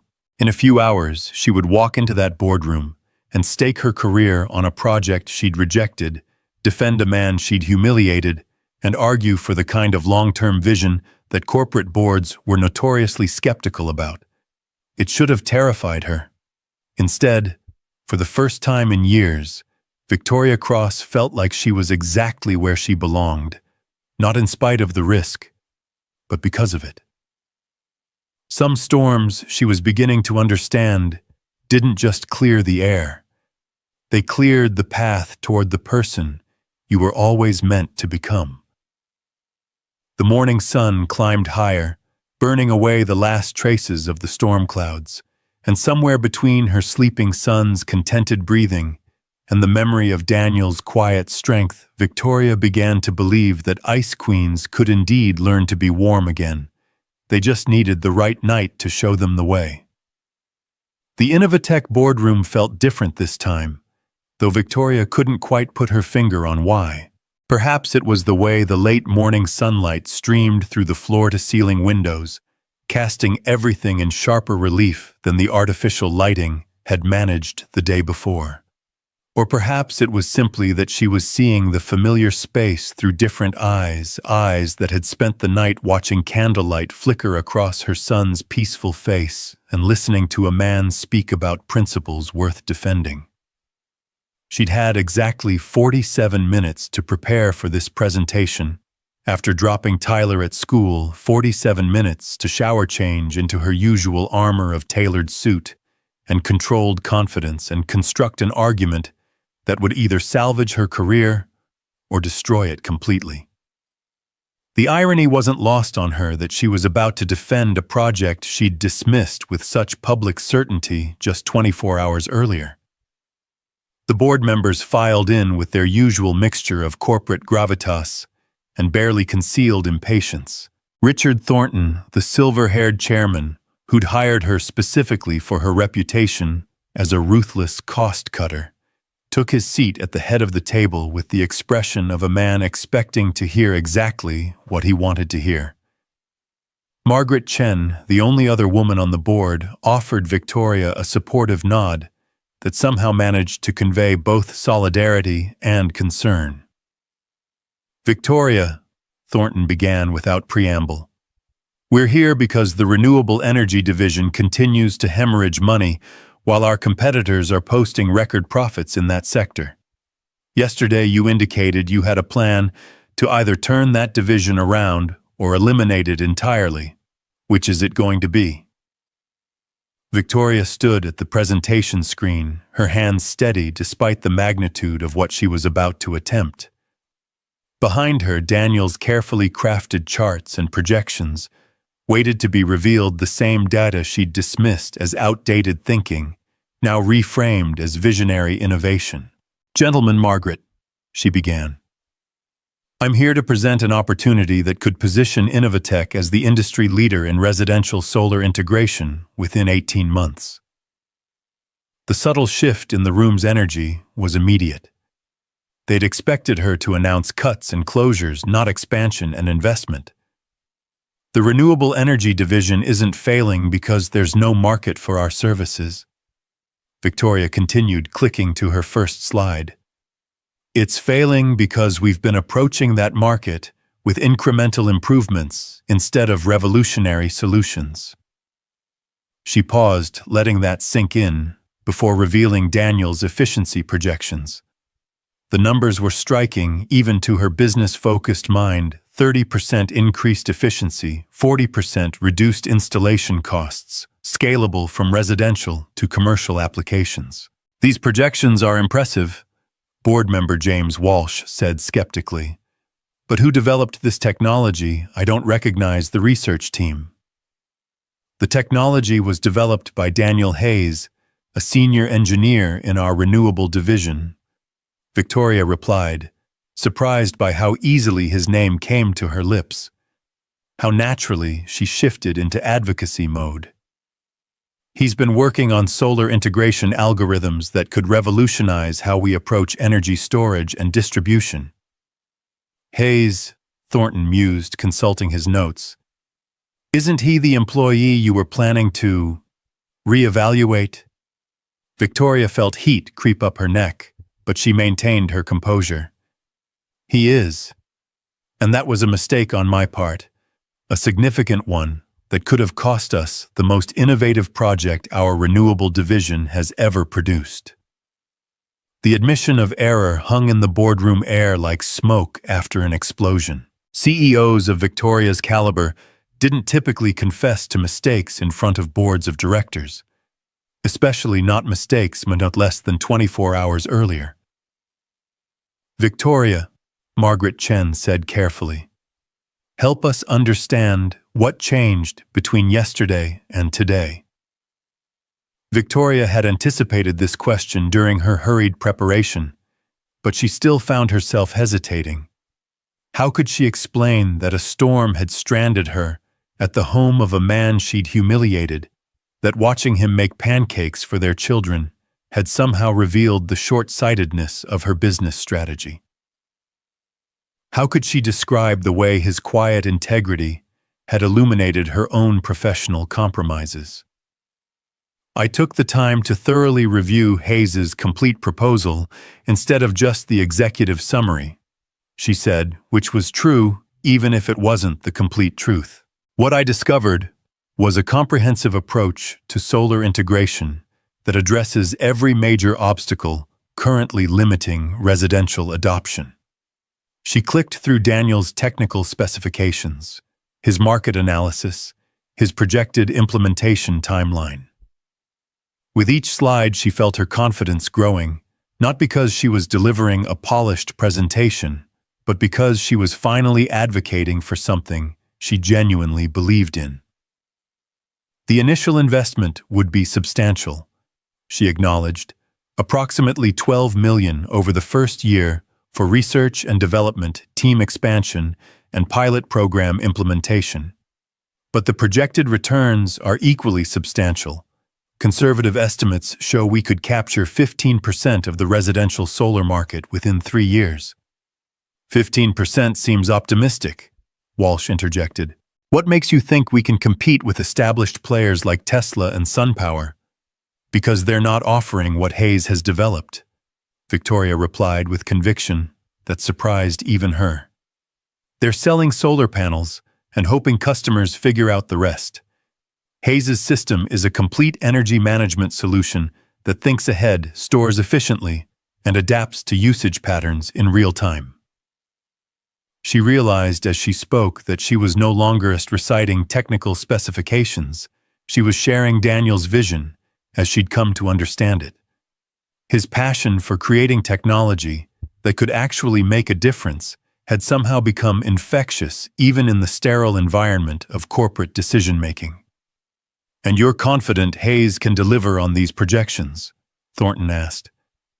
I'm confident that dismissing his vision would be the biggest strategic error this company could make, Victoria said firmly. The renewable energy market isn't going to wait for us to catch up. We can either lead this innovation or watch our competitors profit from our hesitation. The room fell silent as the board members absorbed her presentation. Victoria could see them calculating risks and potential rewards, weighing her track record against the boldness of what she was proposing. "What exactly are you asking from us?" Thornton finally said. "Full funding for Hayes's project, complete autonomy for his research team, and the authority to restructure the renewable division around his solar integration model."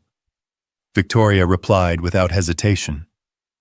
"I'm also recommending that Hayes be promoted to Director of Renewable Innovation with full authority over project development and implementation."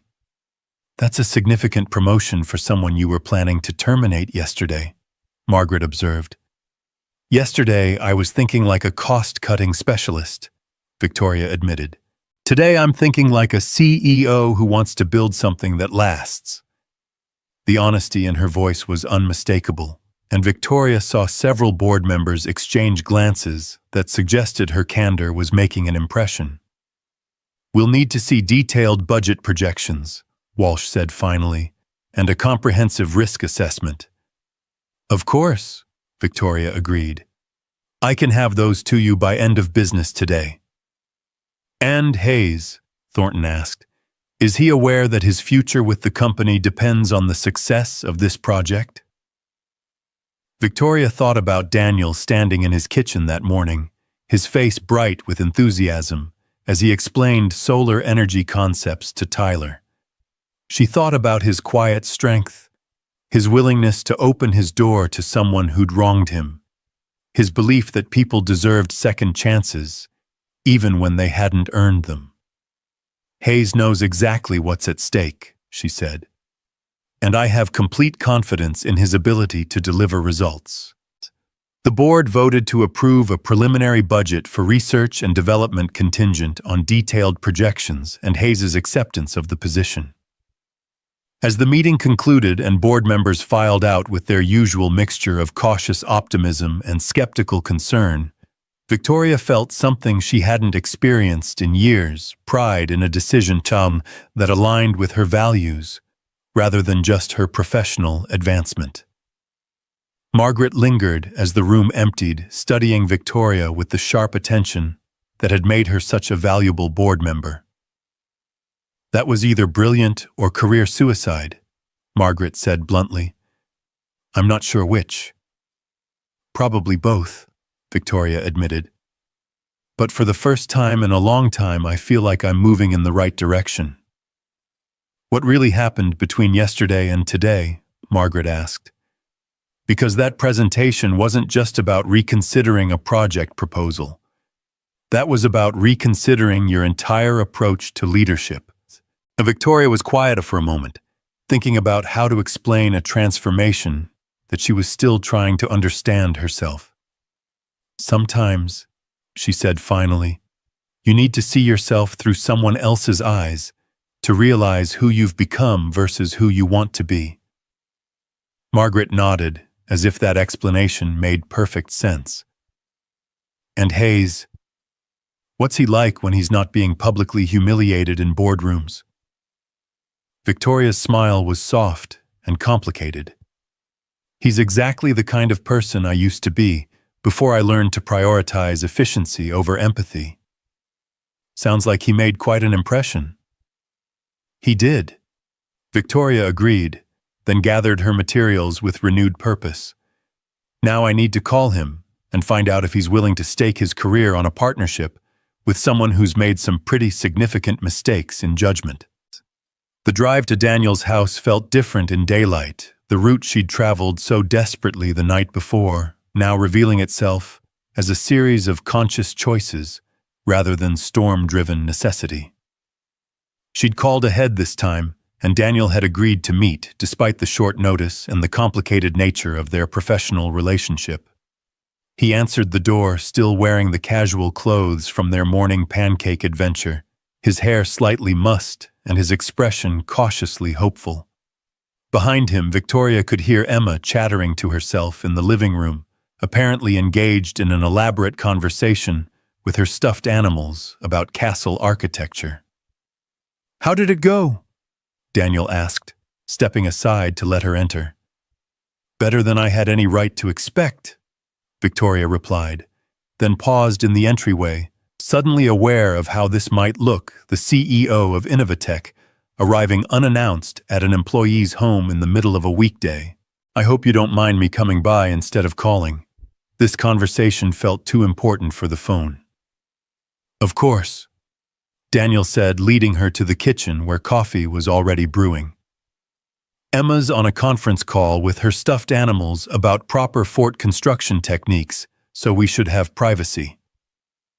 Victoria accepted a cup of coffee, gratefully wrapping her hands around the warm ceramic, much as she had the night before. The domestic familiarity of the gesture should have felt strange, but instead, it felt like a kind of homecoming. The board approved preliminary funding, she said without preamble, contingent on detailed budget projections and your acceptance of a significantly expanded role. Daniel's eyebrows rose. What kind of expanded role? Director of Renewable Innovation. Victoria replied, watching his face carefully. Full authority over project development, team selection, and implementation strategy. Essentially, you'd be running the entire renewable division as your own research and development laboratory. Daniel was quiet for a long moment, staring into his coffee cup as if it contained answers to questions he was still formulating. That's a substantial promotion, he said finally. It's a substantial responsibility, Victoria corrected. Your project would become the cornerstone of Innovatech's entire renewable energy strategy. If it succeeds, you'll be credited with revolutionizing our approach to sustainable technology. If it fails, we both go down together, Daniel finished. Is that what you're saying? Victoria met his eyes directly. That's exactly what I'm saying. I staked my professional reputation on your vision this morning, Daniel. The board is giving us one chance to prove that innovation and principle can coexist with profitability. And you're confident they can. I'm confident that you can make them, Victoria replied with conviction that surprised them both. I've seen your passion for this work, your understanding of both the technical and market aspects. More importantly, I've seen your integrity. You're not going to compromise the project's potential for short-term gains. Daniel stood and moved to the window, looking out at his backyard, where the previous night's storm had left evidence of its passage in scattered leaves and broken branches. When he turned back to Victoria, his expression was serious but determined. I have conditions, he said. Name them. First, I want complete transparency about budget allocation and timeline expectations. No surprise deadline changes or funding cuts without full consultation. Agreed. Second, I choose my own team. If we're going to revolutionize renewable energy, I need people who share the vision, not just employees who follow orders. Agreed. And third, Daniel paused, his voice softening slightly. Whatever happens between us professionally can't affect Tyler and Emma's friendship. They've found something special, and I won't have our adult complications interfere with that. Victoria felt her heart squeeze at his concern for their children's happiness. That's not a professional condition, Daniel. That's a promise between parents, and you have my word. Daniel nodded, then extended his hand across the kitchen island. Then I accept. Director Hayes at your service. Victoria shook his hand, but instead of the brief professional contact she'd expected, Daniel's fingers lingered against hers. The touch sent an unexpected jolt of awareness through her, a reminder that the connection building between them was about more than just business partnerships and parenting alliances. There's something else, Daniel said quietly, not releasing her hand. Something I need to say before we dive into project planning and budget meetings. What's that?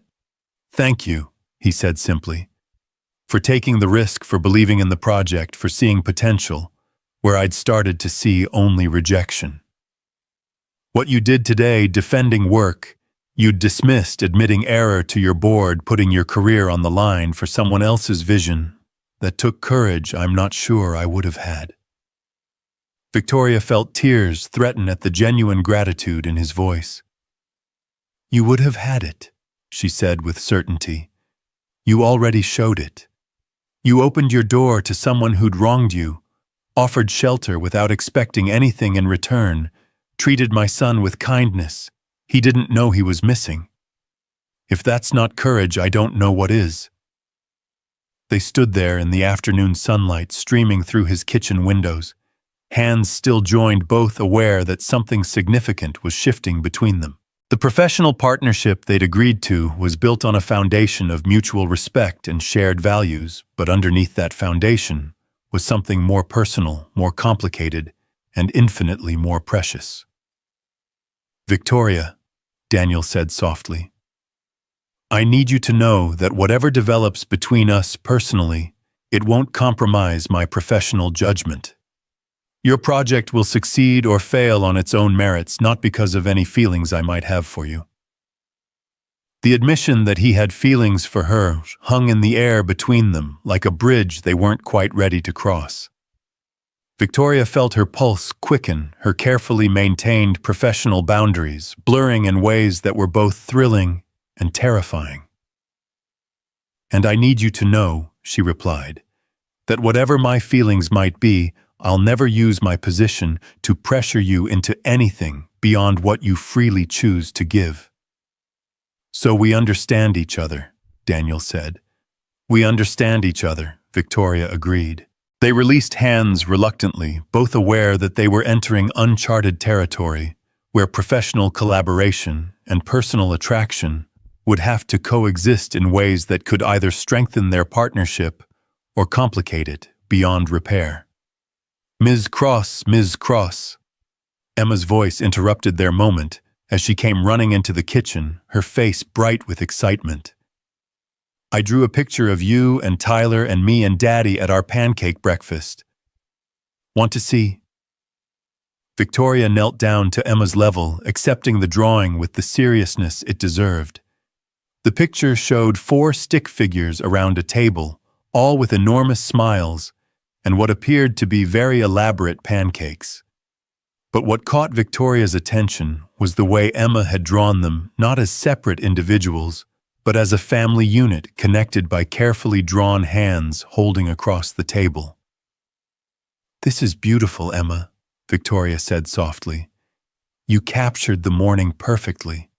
"I'm going to make one for Tyler, too," Emma announced, "so he can remember our first sleepover."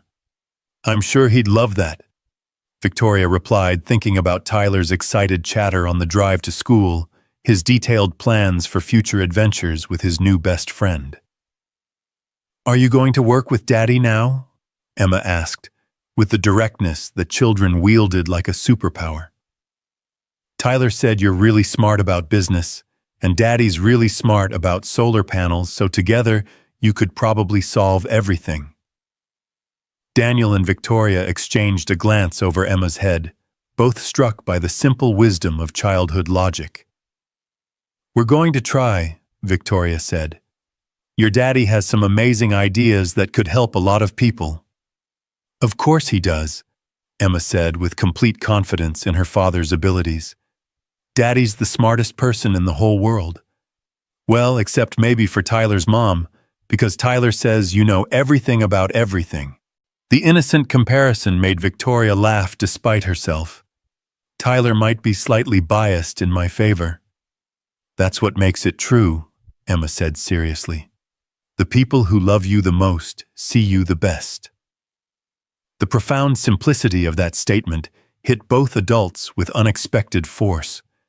Victoria thought about Tyler's unwavering faith in her competence, despite her insecurities, about the way his love saw past her professional armor to the mother who read bedtime stories and worried about his happiness.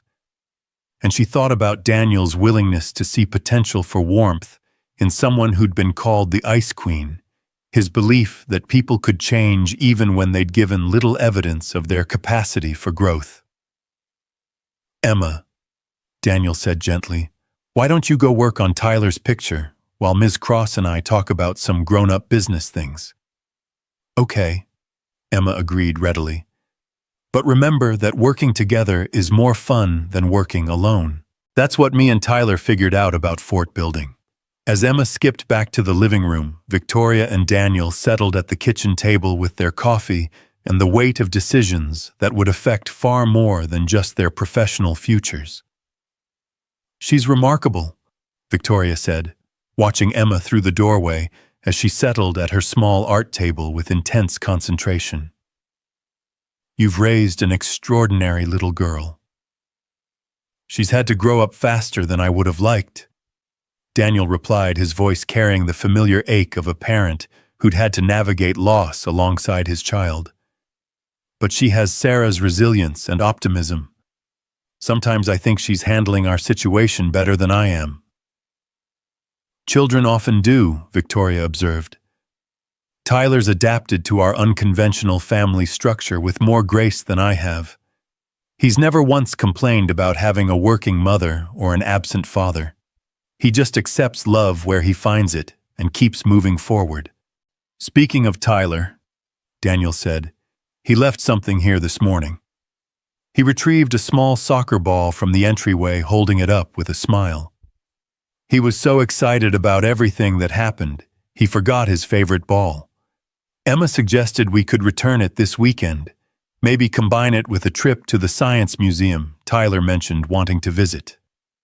Victoria felt a flutter of something that might have been domestic contentment at the casual way Daniel included her and Tyler in weekend plans.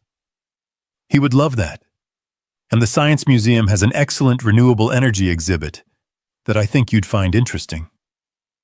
"A professional consultation disguised as a family outing?" Daniel asked with amusement. "The best kind," Victoria replied, then caught herself. "I mean, if you're comfortable with family outings. I don't want to assume—" "Victoria," Daniel interrupted gently. "After last night, and this morning, I think we're past the point of formal assumptions. We're two single parents whose children have decided they're best friends and whose professional lives are now inextricably linked.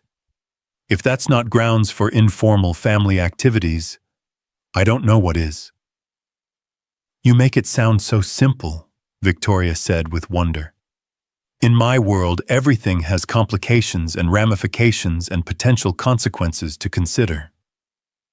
"And in my world," Daniel replied, "the most important decisions are often the simplest ones, like whether to open your door when someone needs help, or whether to trust someone who's shown you their genuine heart, or whether to say yes when happiness offers itself without guarantees."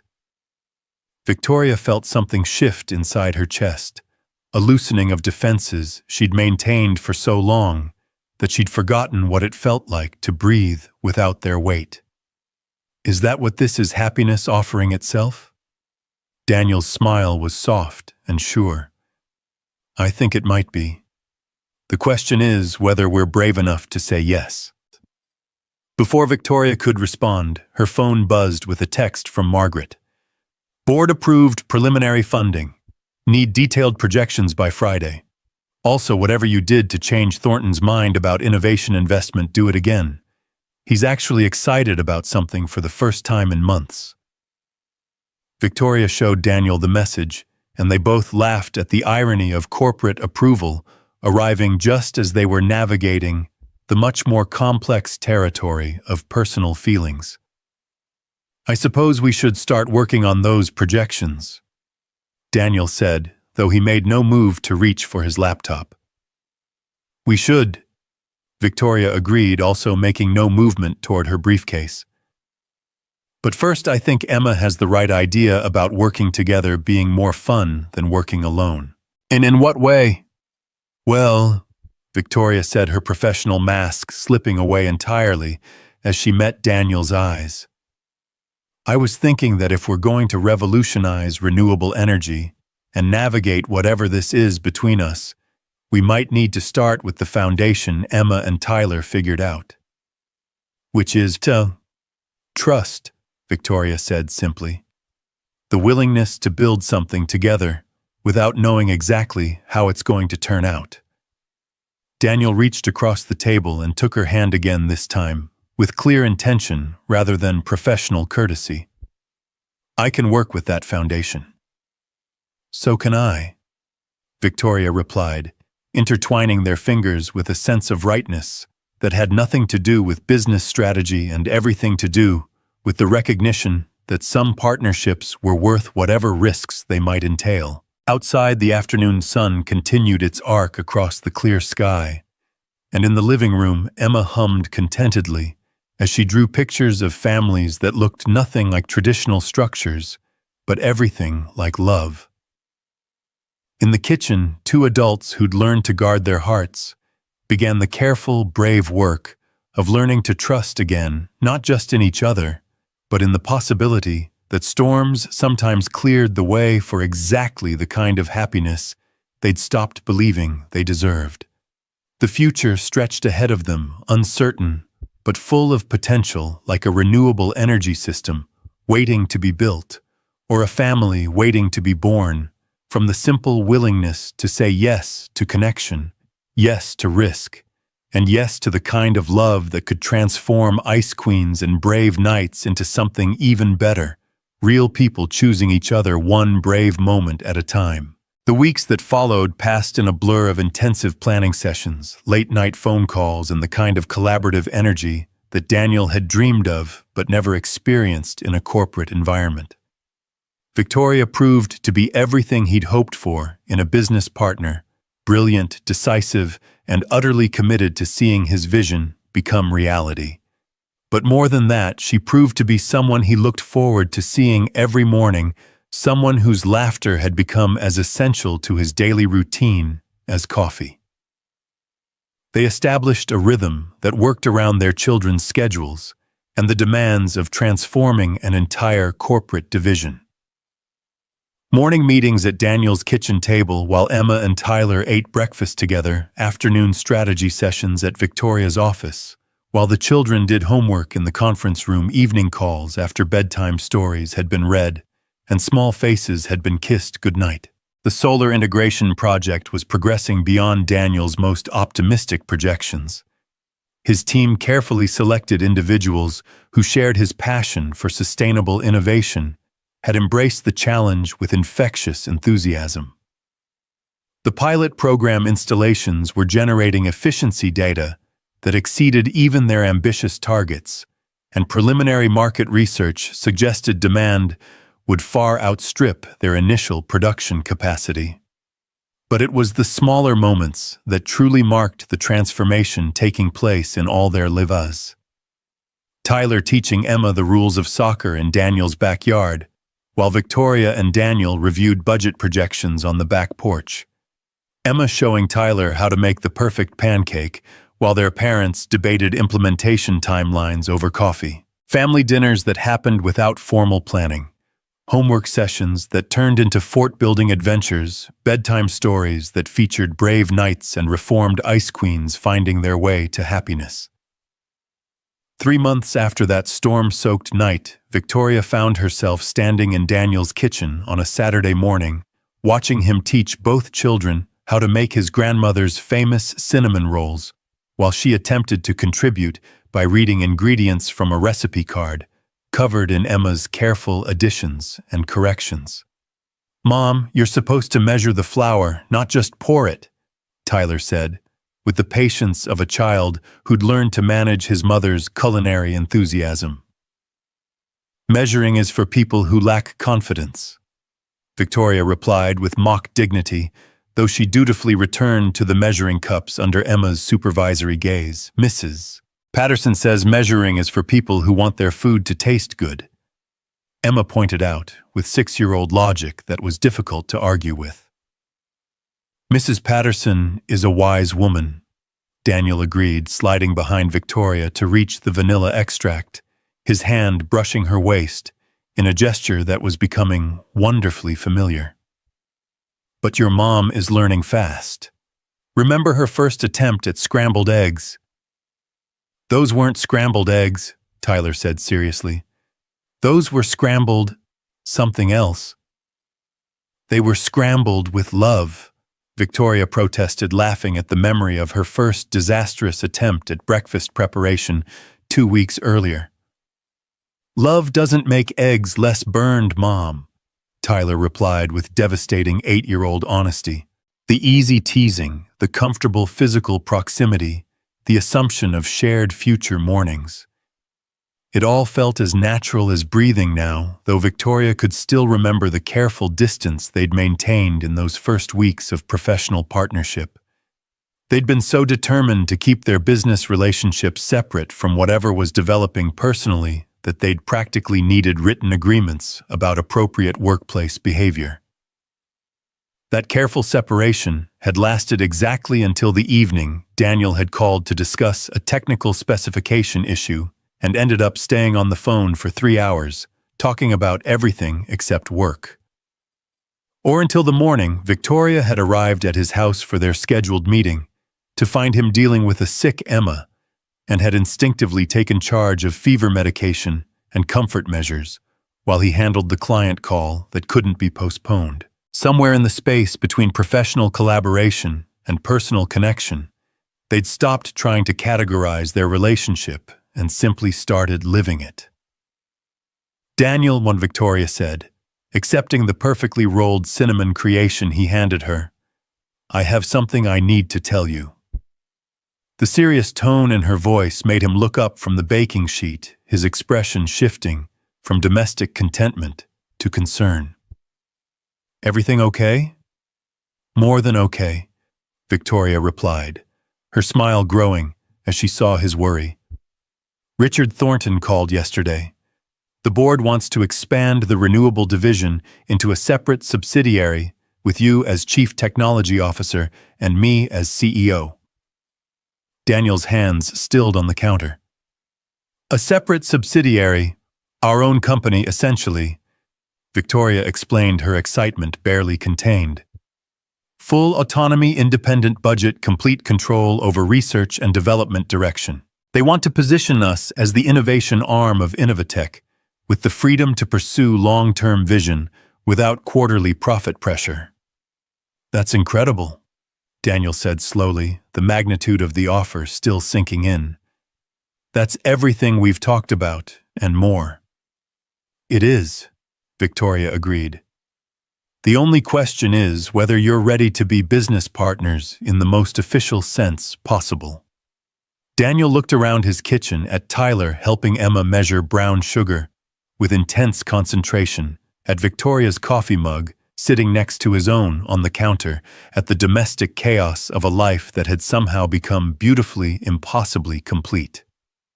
"I can't think of anyone I'd rather build a company with," he said honestly, "or anyone I'd rather build a life with."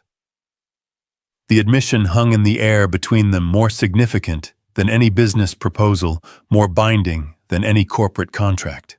They'd been dancing around the deeper conversation for weeks, both aware that what was growing between them had implications that extended far beyond professional partnership. "Even if it means dealing with me as your boss again?"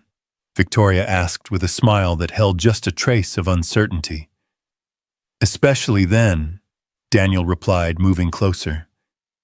"Though I think we've established that our best work happens when we're equal partners in everything." "Everything?" Victoria asked, her voice soft with possibility. "Everything." Daniel confirmed, his hands finding hers, despite the flour and cinnamon sugar that covered them both. "Are you guys going to kiss?" Emma asked, with the directness that made adult conversations impossible to conduct privately. "Emma," Tyler said, clearly embarrassed by his friend's lack of filter. "You can't just ask people that." "Why not?" Emma replied reasonably. "They look like they want to. And Mrs.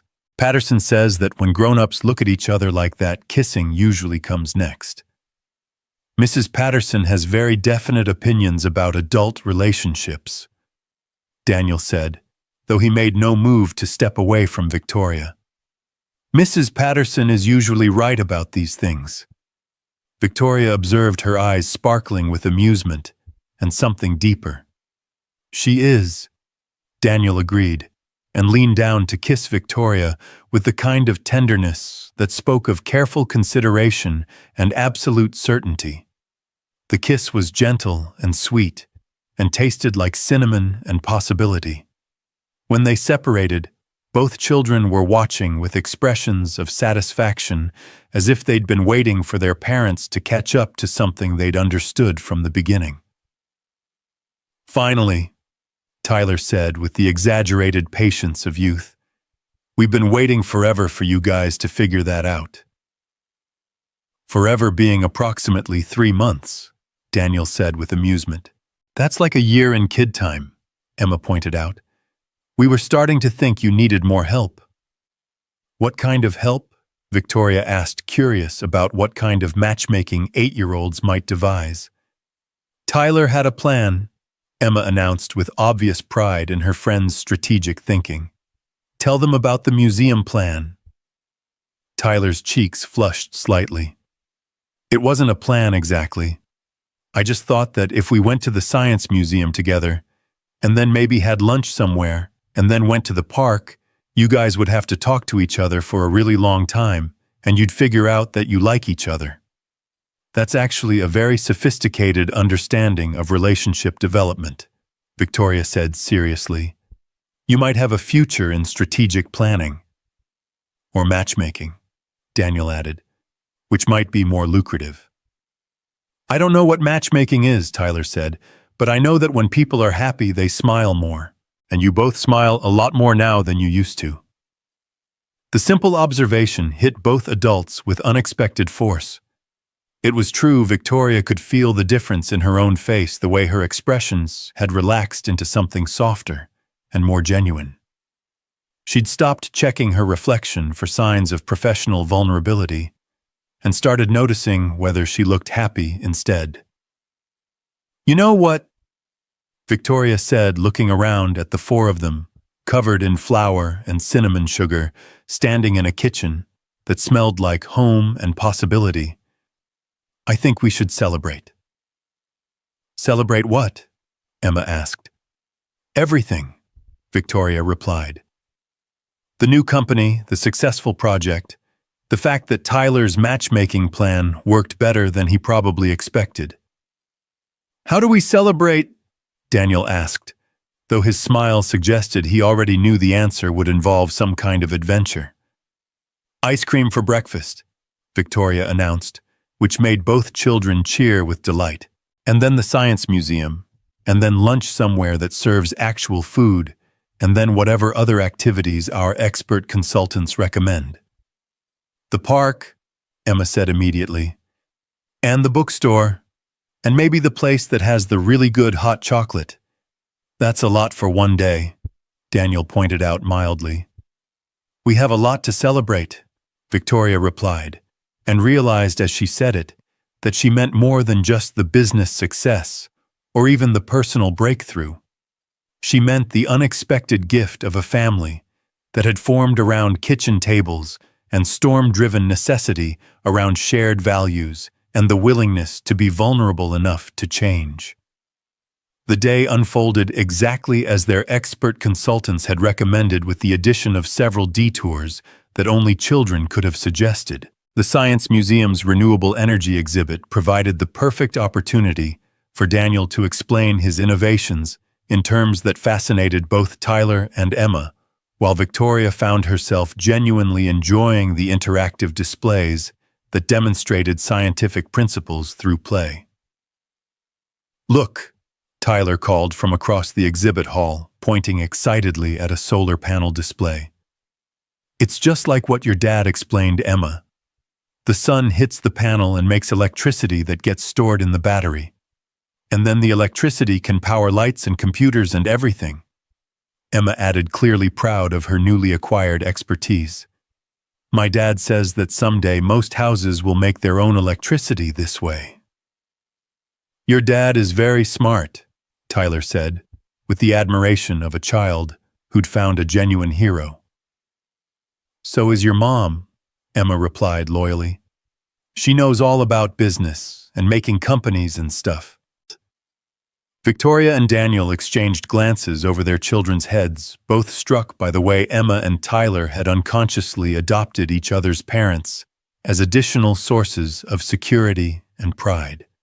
The easy way Tyler sought Daniel's approval for his scientific observations, the casual way Emma turned to Victoria for guidance about navigating the museum's interactive displays, it spoke to connections that went beyond friendship to something that looked remarkably like family. Lunch at the recommended restaurant became an exercise in negotiation as the children debated the merits of various menu options with the seriousness of international diplomats. Tyler advocated strongly for the grilled cheese sandwich because it's classic, while Emma made a compelling case for the chicken strips because they come with 3 different dipping sauces. "We could share," Tyler suggested with the kind of compromise that made Victoria's heart squeeze with pride. "Half grilled cheese and half chicken strips." "That's perfect," Emma agreed immediately. "And we can share the dipping sauces, too." "Sharing is definitely the way to go," Daniel said, glancing meaningfully at Victoria. "Some of the best things in life work better when they're shared." "Like families," Emma said matter-of-factly, apparently having decided that philosophy was an appropriate lunch conversation topic. "Tyler shares his mom with me, and I share my dad with him, and everybody has more people to love them."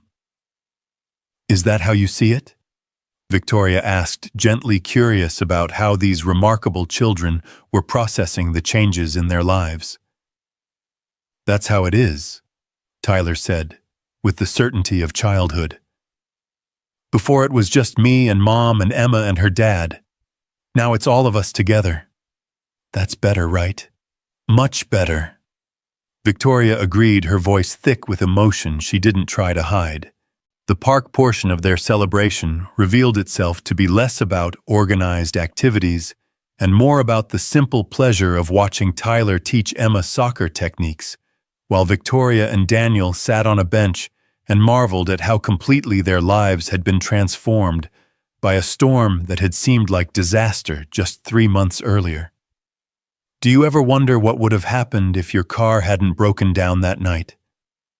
Daniel asked, his fingers intertwined with Victoria's as they watched their children play. "I try not to," Victoria replied honestly. "I think I would have eventually recognized the value of your project, but I'm not sure I would have ever recognized the value of changing my entire approach to life. The storm forced me to see possibilities I'd been too afraid to consider. And now I'm not afraid anymore," Victoria said, turning to meet his eyes. "At least not of the important things.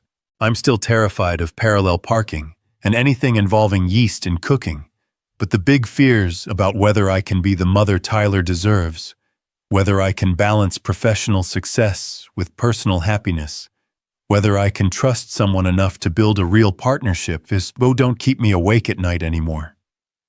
"What does keep you awake at night?" Daniel asked with the smile that had become one of her favorite sights in the world. "Planning," Victoria admitted with a laugh. "I lie awake thinking about the subsidiary launch, about Tyler's science fair project, about whether we should paint Emma's room the color she's been requesting, about what kind of vacation 4 people take together." "4 people?" Daniel asked, though his tone suggested he already knew the answer. "Well," Victoria said, suddenly feeling shy despite everything they'd shared, "I've been thinking that maybe it's time to make some of these arrangements more official. Not just the business partnership." Daniel's smile was radiant. "What kind of official are we talking about?" "The kind where Tyler and Emma don't have to negotiate custody schedules to see each other," Victoria replied. "The kind where we stop pretending we're not building something permanent. The kind where ice queens and brave knights get there happily ever after." "I like that kind of official," Daniel said softly. "Though I think we've moved beyond fairy tale categories. Ice queens and brave knights are fictional. What we're building is real." "What are we building?" Victoria asked, though she thought she knew the answer. A family, Daniel said simply. The kind that's chosen rather than assigned, built on shared values and genuine affection, and the willingness to weather storms together. Before Victoria could respond, Tyler came running over from the soccer field, his face flushed with excitement and exertion. "Mom, Daniel, you have to see what Emma taught me about corner kicks," he said breathlessly. "She's really good at soccer strategy.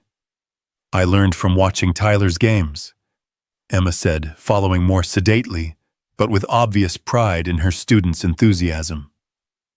"Strategy is just thinking about what might happen next and being ready for it." "That's excellent wisdom," Victoria said, struck once again by the way children could distill complex concepts into simple truths. Being ready for what happens next is pretty much the key to everything. "Are you ready for what happens next?" Daniel asked quietly, his question carrying weight beyond Tyler's soccer development. Victoria looked around at the perfect autumn afternoon at Tyler and Emma, already planning their next adventure at Daniel, whose quiet strength had become the foundation for possibilities she'd never imagined. 6 months ago, she'd been the ice queen of corporate America, focused solely on professional advancement and protecting herself from any vulnerability that might compromise her carefully constructed success. Now she was a woman in love, a mother learning to balance ambition with presence, a partner in both business and life with a man who'd taught her that the best kind of strength came from the willingness to be open rather than defended. "I'm ready," she said with absolute certainty. "For all of it. The new company, the shared life, the challenges we haven't even thought of yet. I'm ready to build something that lasts. Even if it means giving up your reputation as the Ice Queen," Daniel asked with gentle teasing. "Especially then," Victoria replied. "Ice Queens are lonely and cold and ultimately fictional. I'd rather be a real woman with a real family and the kind of love that makes everything else feel possible." As if summoned by their conversation, both children appeared at their bench with the coordinated timing that suggested careful planning. "We have an announcement," Emma said, with the seriousness of a corporate executive delivering quarterly projections. "Tyler and I have been talking," Emma continued, "and we think you guys should get married. Not just because we want to be siblings," Tyler added quickly, "but because you're really happy together and marriage is what people do when they want to be a family forever. Plus," Emma said pragmatically, "it would make holiday planning much easier." Victoria and Daniel looked at each other over their children's heads, both recognizing the wisdom hidden in 8-year-old logic and the simplicity of love that didn't need complicated justifications. "What do you think?" Daniel asked Victoria, his voice soft with possibility. "Ready for one more new beginning. With you." Victoria replied, her heart full of certainty and joy and the kind of happiness she'd stopped believing was possible. "I'm ready for all the new beginnings we can create." The proposal that followed was nothing like the elaborate romantic gestures Victoria had seen in movies or read about in novels. It was Daniel kneeling on the grass beside a park bench, while 2 children cheered and clapped, offering not just his love, but his complete partnership in building the kind of life that honored both their individual dreams and their shared commitment to creating something beautiful together. "Victoria Cross," he said, his voice carrying all the warmth and certainty that had drawn her to him from that first storm-soaked night. "Will you marry me? Will you be my business partner and life partner and co-conspirator in raising these 2 remarkable kids who clearly have better relationship instincts than either of us?" "Yes," Victoria said without hesitation, her answer carrying the weight of every risk she'd been afraid to take and every possibility she'd been brave enough to embrace. Yes to all of it. Yes to the marriage and the partnership and the adventure of figuring out how to blend solar energy innovation with soccer practice schedules. The kiss that sealed their engagement tasted like autumn air and shared laughter and the kind of promise that could weather any storm. When they separated, both children were beaming with the satisfaction of successful matchmakers and the excitement of siblings-to-be. "When's the wedding?" Tyler asked, with the practical concern of a child already invested in the logistics of family formation. "Soon," Victoria said, looking at Daniel with eyes bright with love and possibility. "But not too soon. We want to make sure we do this right." "What does doing it right look like?" Emma asked with genuine curiosity. "It looks like making sure everyone feels included," Daniel replied thoughtfully. "It looks like creating a celebration that honors what we're building together, not just two people getting married, but four people becoming a family." "Can we help plan it?" Tyler asked hopefully. "We wouldn't dream of planning it without you," Victoria assured him. "After all, you two are the ones who figured out we belonged together before we did." As the afternoon sun began to set, and they made their way back to the car, Victoria found herself thinking about fairy tales and happy endings. The story that had begun with professional humiliation and storm-driven desperation had transformed into something that felt too real and too right to be fiction. Ice queens, she reflected, were creatures of isolation and defense ruling from crystal palaces that protected them from pain but also prevented them from joy. But real women, real mothers and partners and leaders lived in the messy, complicated, beautiful world where storms could bring unexpected gifts and brave knights turned out to be gentle engineers who made pancakes and believed in second chances. 6 months later, Victoria Cross Hayes stood in the backyard of their newly purchased home watching her husband explain photovoltaic principles to a group of neighborhood children, while Emma and Tyler served as his enthusiastic teaching assistants. The solar panels on their roof prototypes from their thriving subsidiary caught the afternoon sun and converted it into clean energy that powered their life together. The wedding had been everything they'd dreamed, intimate and joyful, celebrating not just their love, but the family they'd created from storms and second chances. Tyler had walked Victoria down the aisle while Emma served as Daniel's best woman, and the vows they'd exchanged had spoken not just of love between partners, but of commitment to the children who'd brought them together, and the values that would guide their shared future. Cross Hayes Renewable Solutions was exceeding every projection they'd dared to hope for, with installations across 3 states and interest from national developers who wanted to license Daniel's innovations. But more than professional success, they'd built something that felt sustainable in the deepest sense, a life grounded in love and respect, and the daily choice to see the best in each other. "Mom," Tyler called from across the yard, interrupting her reflections. "Dad says dinner's ready." "Dad." The word still made Victoria's heart squeeze with joy, just as it had the first time Tyler had used it 3 weeks after the wedding. Daniel had actually cried when Tyler had asked if it would be okay to call him Dad now that they were officially family. "Coming?" Victoria called back, gathering up the project plans she'd been reviewing and heading toward the house where the sounds of domestic chaos and contentment waited.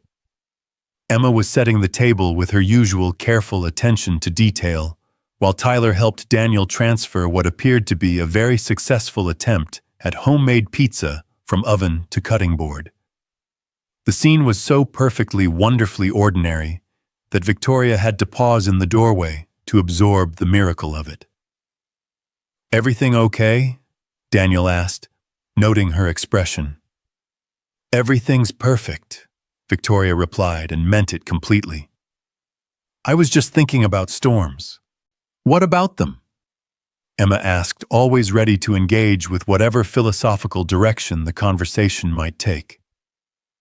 "I was thinking about how they clear the air," Victoria said, accepting the slice of pizza Daniel handed her and settling into her chair at their family table.